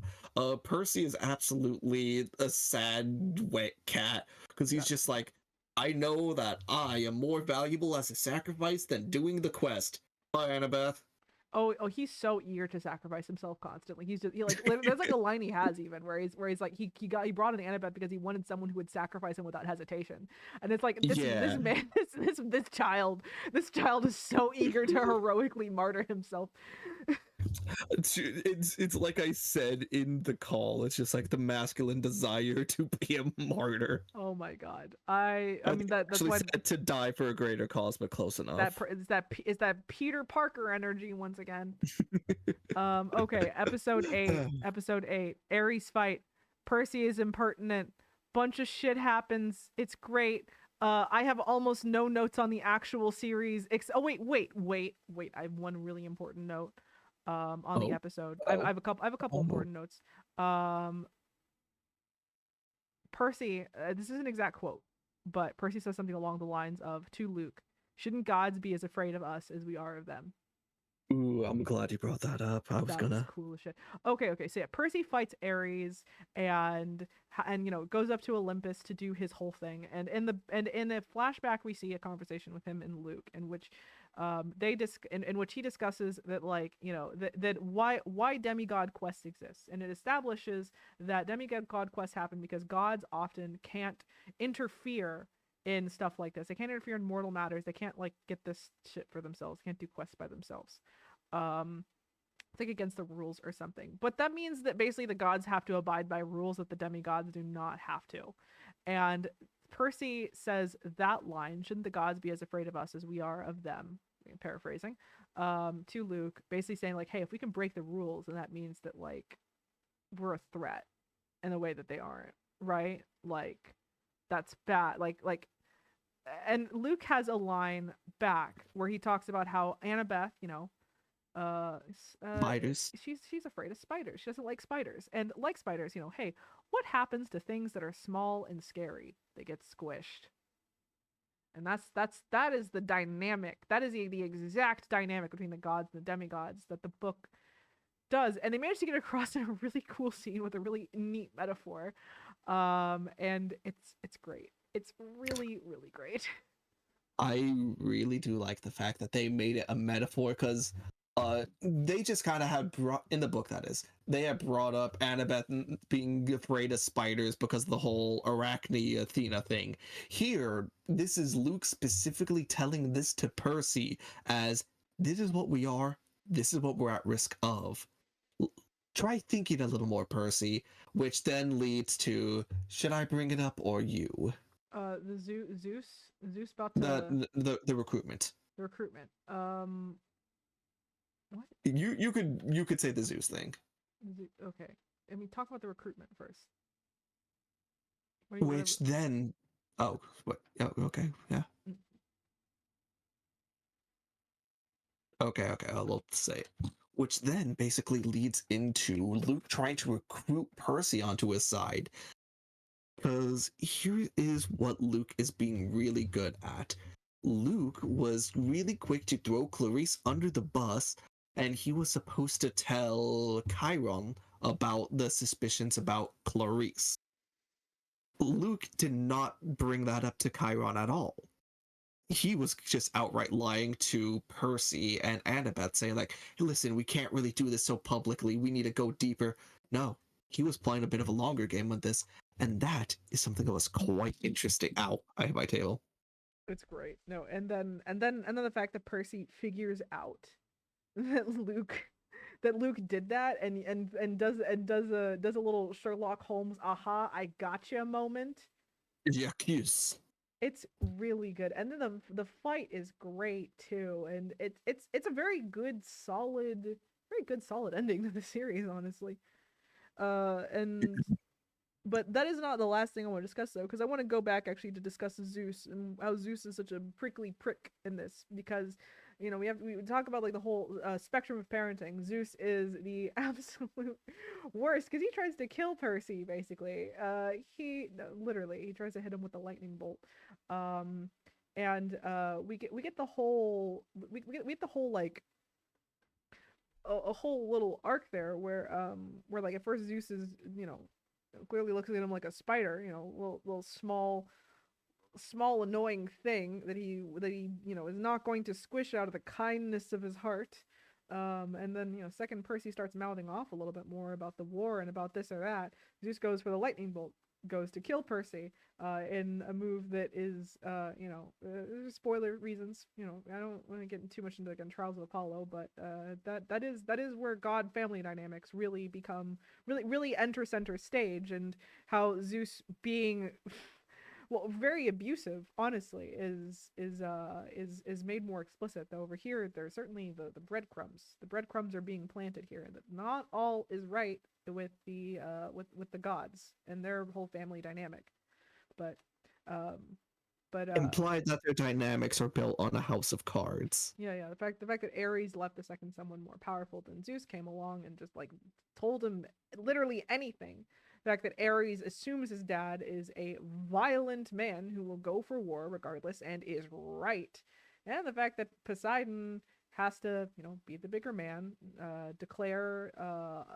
Surrender. declare surrender and go in and physically try and shield his son. And we do get a bit of a good dad Poseidon moment here where he cradles his You're boy's like face in me. his hands. It was Yeah. sweet. Yeah, and don't forget, he also was like, "Oh, the ocean is wild and untamed. That's where you get it from." Oh, he looks like you're a chip off the old block, son. It was sweet. I was swayed by it in the moment. It's just But like, say your thing before I say my big butt. oh no, I was just going to say, it's just like if you were to see that scene without knowing the rest of the context of this, you would think like, "Oh, okay, he's always going to be the good dad," is what you'd assume. Yeah, so I am conflicted on this whole theme and the way that it was changed here. Um, as far as the whole shift from like abusive parents to a more wider spectrum, and in the process kind of softening certain characters here and there, including Gabe, including Poseidon. Hmm. And it is, while it allows for some of, for Sally, for like the best theme, for like the best scenes of with Sally to happen, and it would certainly be a lesser series without those scenes. It also kind of muddies the waters in a lot of ways, where, you know, I feel like the original theme is actually explored pretty interestingly. It doesn't pull its punches, and it has a lot of really like good lessons to teach kids, and it kind of puts a lot of that on the back burner for the sake of this. Like a lot of Annabeth's arc about kind of getting past her obsession with her mother is more or less relegated to like the background, if it's mentioned at all. Um, and so it just kind of, it's one of those things where it's like, yeah, you get these cool scenes out of it, but I feel like the message is kind of lesser, you know? Yeah, I get you. Especially when it comes to that ending where it's supposed to be intentionally bittersweet, with Percy having more reasons to go back with mortal life, where it's just a bit diminished. Yeah, that's diminished is a good word for it. And this kind of brings around why maybe our earlier endorsement of the show was maybe a bit muted, because I think we both came out of it at the end feeling like it was a bit lesser, and the way that it pulled its punches and the way that it portrayed a lot of its themes, it just felt like slightly It watered lacked the down. sauce. It lacked this. I said that. I said the main. I'm quoting. I'm stealing an idea from Cosmonaut Variety Hour, where there was something about it where we came to the end here, and we felt like the series lacked the sauce. Felt like it lacked the initiative to do anything interesting or weird or daring. And like really, that's what he means by the sauce. That's what I mean by the sauce, at least anyway. Which is that like it is a serviceable series, well constructed, well written, but kind of fails to do anything artistically unique that would set it aside from the other billion things you could potentially watch, or even set it aside, like the books are artistically interesting and unique and worth reading because it was something And that was kind of one of a kind, kind of still is one of a kind.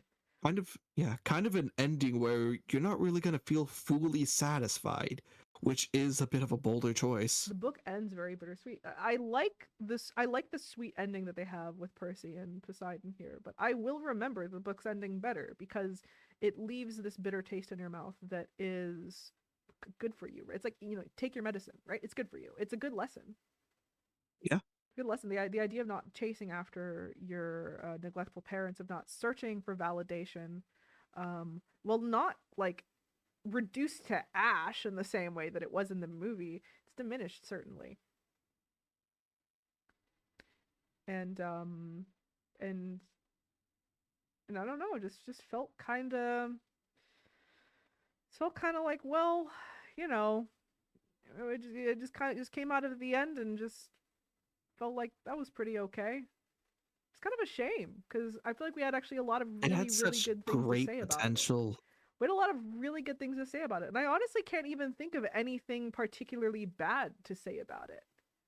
But it's just one of those where it's like, you know, I'm glad I have my notes, but I gotta say, there's even aspects of it that I realized that I was kind of forgetting over the weeks since I watched it. I can't say that I really thought of it since we watched it. And I think that just goes to show that it was just like just kind of missing something. And it feels like a cop out to just say that, like, oh yeah, it's good, but it just, you know, was missing something, you know, so 7 out of 10. But it's kind of what happened.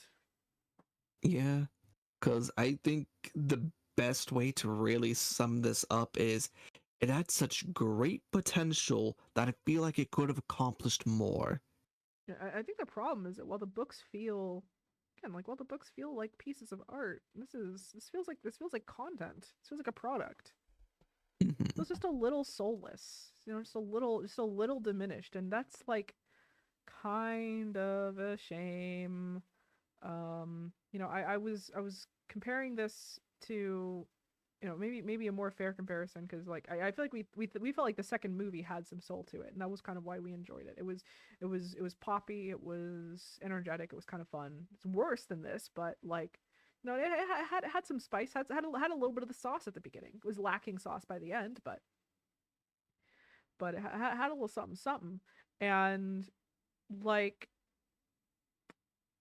where was I even going? Oh yeah, maybe a better, but like comparing the, a movie's budget and a movie's production schedule and all that, it was maybe a little unfair. Even though these series do, let's be honest, have the budgets of movies a lot of the time. This is how they do. Yeah. But Yes. maybe a better comparison would be another Disney Plus contemporary, which is, I've also been watching the Daredevil Born Again series, and that is a show that has the sauce. Oh yeah. That is a show that has the sauce. That is a show that swings for the fences, does weird new things with its adaptation. It is fun. It is visually interesting and engaging and unique. It is a piece of art that is worth admiring on its own. And I mean, I think that's just kind of me as an adult growing more and more cynical towards a lot of adaptations in general, where it's like, Unnecessary. it just starts to feel unnecessary. It just starts to feel like, well, what was the point of all that? Outside of just to like show off the fact that you had this IP. And it's like the books. Oftentimes it feels just like that of we have this IP or we need to do something with this IP to retain copyright. The book Mitchell. the books are fine, amazing pieces of art. That's why we're doing this book club in the first place, in a vain attempt to maybe get even one more person to read them, because To be Hmm? to be fair, it did kind of work. If one person has read them who never would have read them before. I got you to read Me. them. Exactly. And so, and like, because of, I don't know, because of that, it's like, well, uh, I don't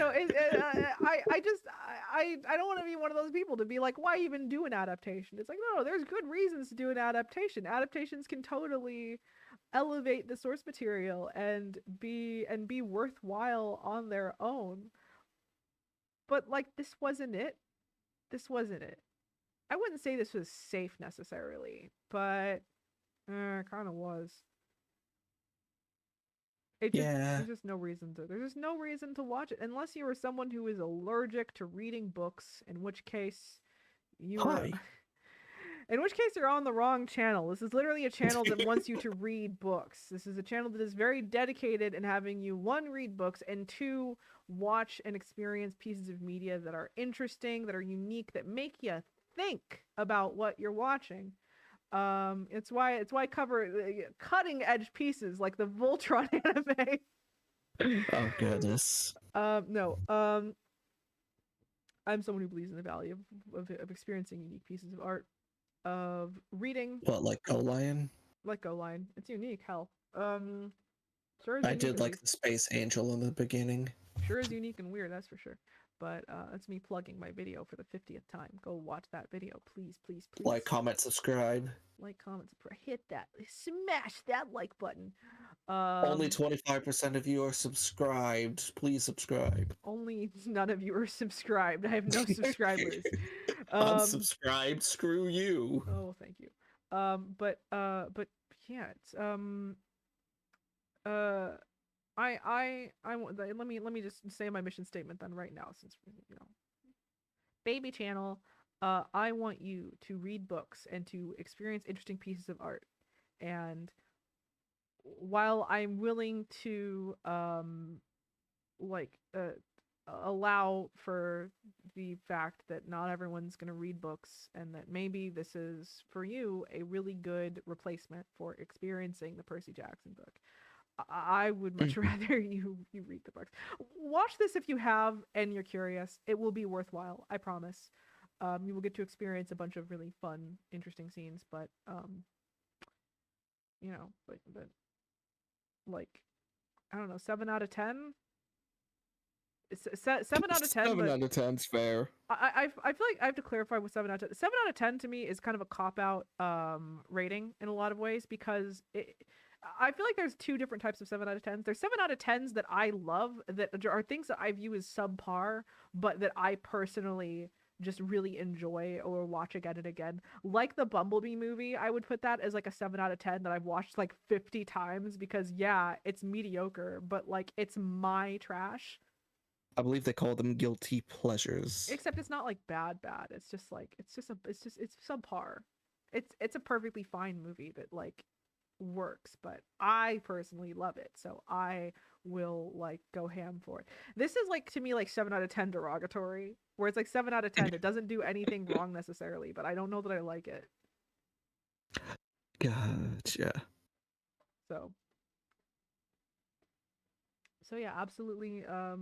Yeah, absolutely. Yeah, J Ben's whole thing. Absolutely watch it. Just read the books first. Hopefully, if you're on this channel, you are reading the books along with us, because we are going to read Titan's Curse next month.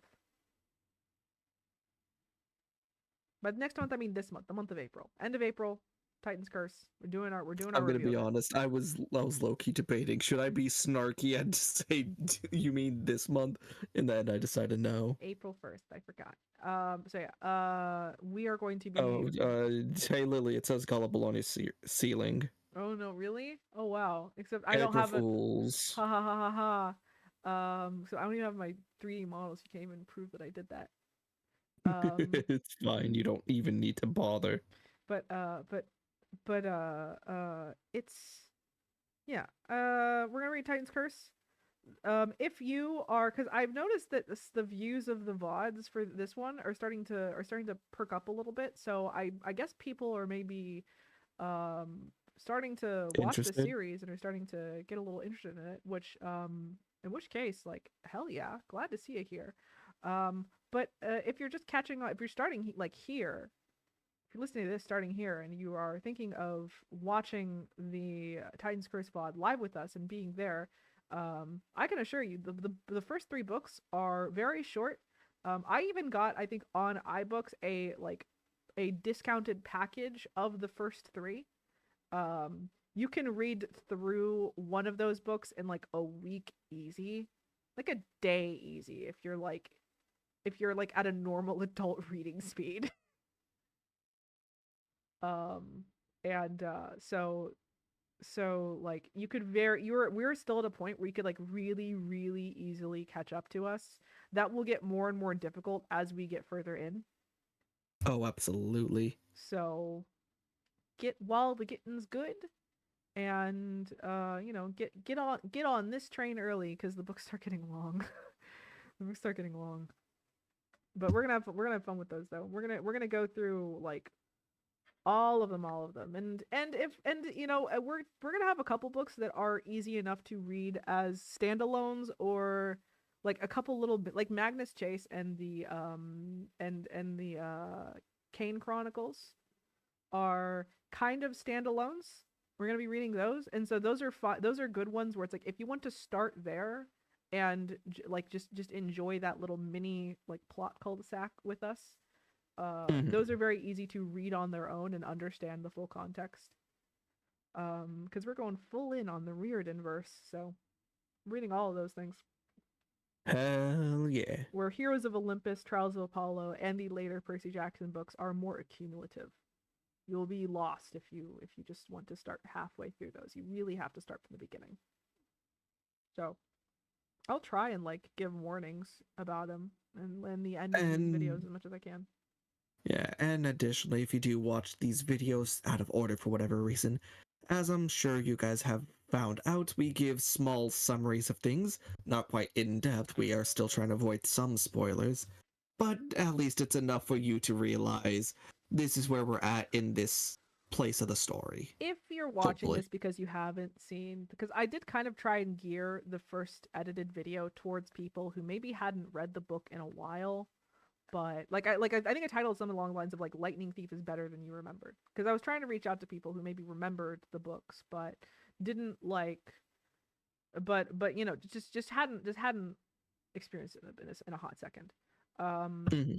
And so if you're in that position, you know, like if I was watching this, I might actually have skipped out on the first couple books, reading alongside and just watch the videos, but I would try and jump back in when I got to Heroes of Olympus where I fell off as a teenager. That's an acceptable path to go. You know, just try not to get so uppity if we say something and you feel like you remember it differently. We accept actual corrections, which I don't have any from the I didn't notice any corrections in the stream in the VOD video, but I try and open streams with corrections if any were received within since last stream. So We do indeed have processes. we try and you know, this isn't gonna get you an A on your book report or whatever, but you know, we do try and be accurate and stuff. So Remember, kids, plagiarism is bad. plagiarism is bad. If you want to, like, I don't know. I mean, I try. There is there's to some extent where I try and like um I try and explore the themes of these in a way that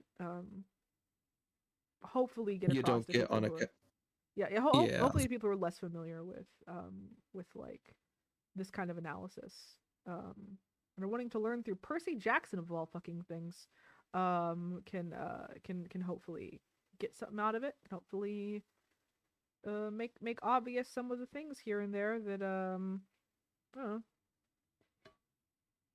I'm gonna finish that thought there. This isn't a script. This is live. I don't have to sound good or smart. I've never sounded smart once in my life. So editing's for. I can fucking okay. Anyway, whatever. We're like done here. We've done the 3. It was about like an hour per. That honestly worked out really well. I'm kind of glad we didn't have to do another stream for this series. But we're gonna like be back here tomorrow. Actually. Oh yeah. Also on my channel. Also obligatory. If they do another season, we'll do a stream for that season. Obligatory. When upon that happening, we will jump in impromptu to no, probably in like 2 years. Give it like a year or two. We'll be back right here to discuss whatever they do in that one, because we're locked in at this point. It's a commitment. Yeah, we're doing literally every Rick Riordan thing, period. So like obviously we're gonna do season 2 whenever that happens, and season 3. Once we finish reading the books, I'm going to steal his personal journals and diaries so we can read them on stream. Exactly. So, but tomorrow though, we are going to be continuing our Kingdom Hearts series, which like, oh, we're having so much fun with those. Oh, that is so much fun. If you just want to watch us, quite enjoying it. If you want to leave behind the literary analysis and want to just watch us shoot the shit, oh my god, check us out every Wednesday for Kingdom Hearts, because that's fun. And also obligatory, the Friday is Homestuck Day. So I got something scheduled for that, but that's just me. That's not us, the dynamic duo. So if you don't want to just hear me by myself, that's fair. But you know, it's Homestuck Day, so you know, for those that celebrate, please attend. I've never really been in contact with Homestuck during my formative years. Good, it ruined my life. I was going to say I am not that level of, I don't know, what would that be? Dork, nerd, geek? I think geek. 5 years from now, when we finally finish this fucking Percy Jackson book club, I will certainly force you to to read Homestuck week by week for a little bit. I'll actually have to figure out a good pace for that. I think some people on Reddit have made some, but that's on the list. That's on the list of fun things for us to do. Homestuck book club. Mostly because my favorite YouTube Homestuck book club, I think, got taken down a little bit ago because the YouTuber basically like died. Not died. They like kind of. They like they decided they didn't want to do YouTube anymore and essentially disavowed like everything. And so Munchie Wears Tiny Hats, if you're enough of a freak to know who that is, he completely like went scorched earth and got rid of like everything, and it was a pretty good Homestuck book club, but it's no longer there. So I'm like, well, if someone has to do it, I guess it's me. Not that other people haven't done it, but Might be Kind fun. of a bit of a shame that it was just scorched earth on previous stuff instead of just keeping it there. Mm-hmm.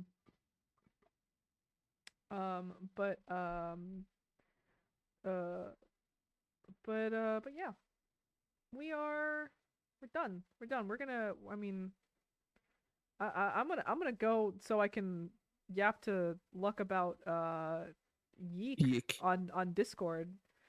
Which of course, now obligatory join the Discord if you're not in the Discord. If you're not in the Discord, what the fuck are you doing actually? But the link is like everywhere. It's like it's on my YouTube. It's on my Twitch. Click it. There. Join the Discord. But Join. with that, Join or die. how about we do our good night? Wait, before you do, I want to say this. If you don't join the Discord, eventually one day you will die. Yeah, I can promise that. Not that you won't die if you do join it, but like Yeah, I'm saying like either way you're gonna die, so like where's the harm in the joining? curse of Hades follows us all. Thanatos and his big fat tits are, are And don't you be saying stuff about Thanatos like he's just a dude doing his job. I mean, actually, Percy. Actually, I was gonna say Hades Thanatos is hot as hell. Percy Jackson Thanatos though is fine as well. Every version of Thanatos is fine. did they Fine. give Thanatos Sanji level pecs? He's like a. I'll send you a picture of him later, but he's hot. He's like they made him like a black guy with like long hair and like black wings and like he's good. Respectable. He's good.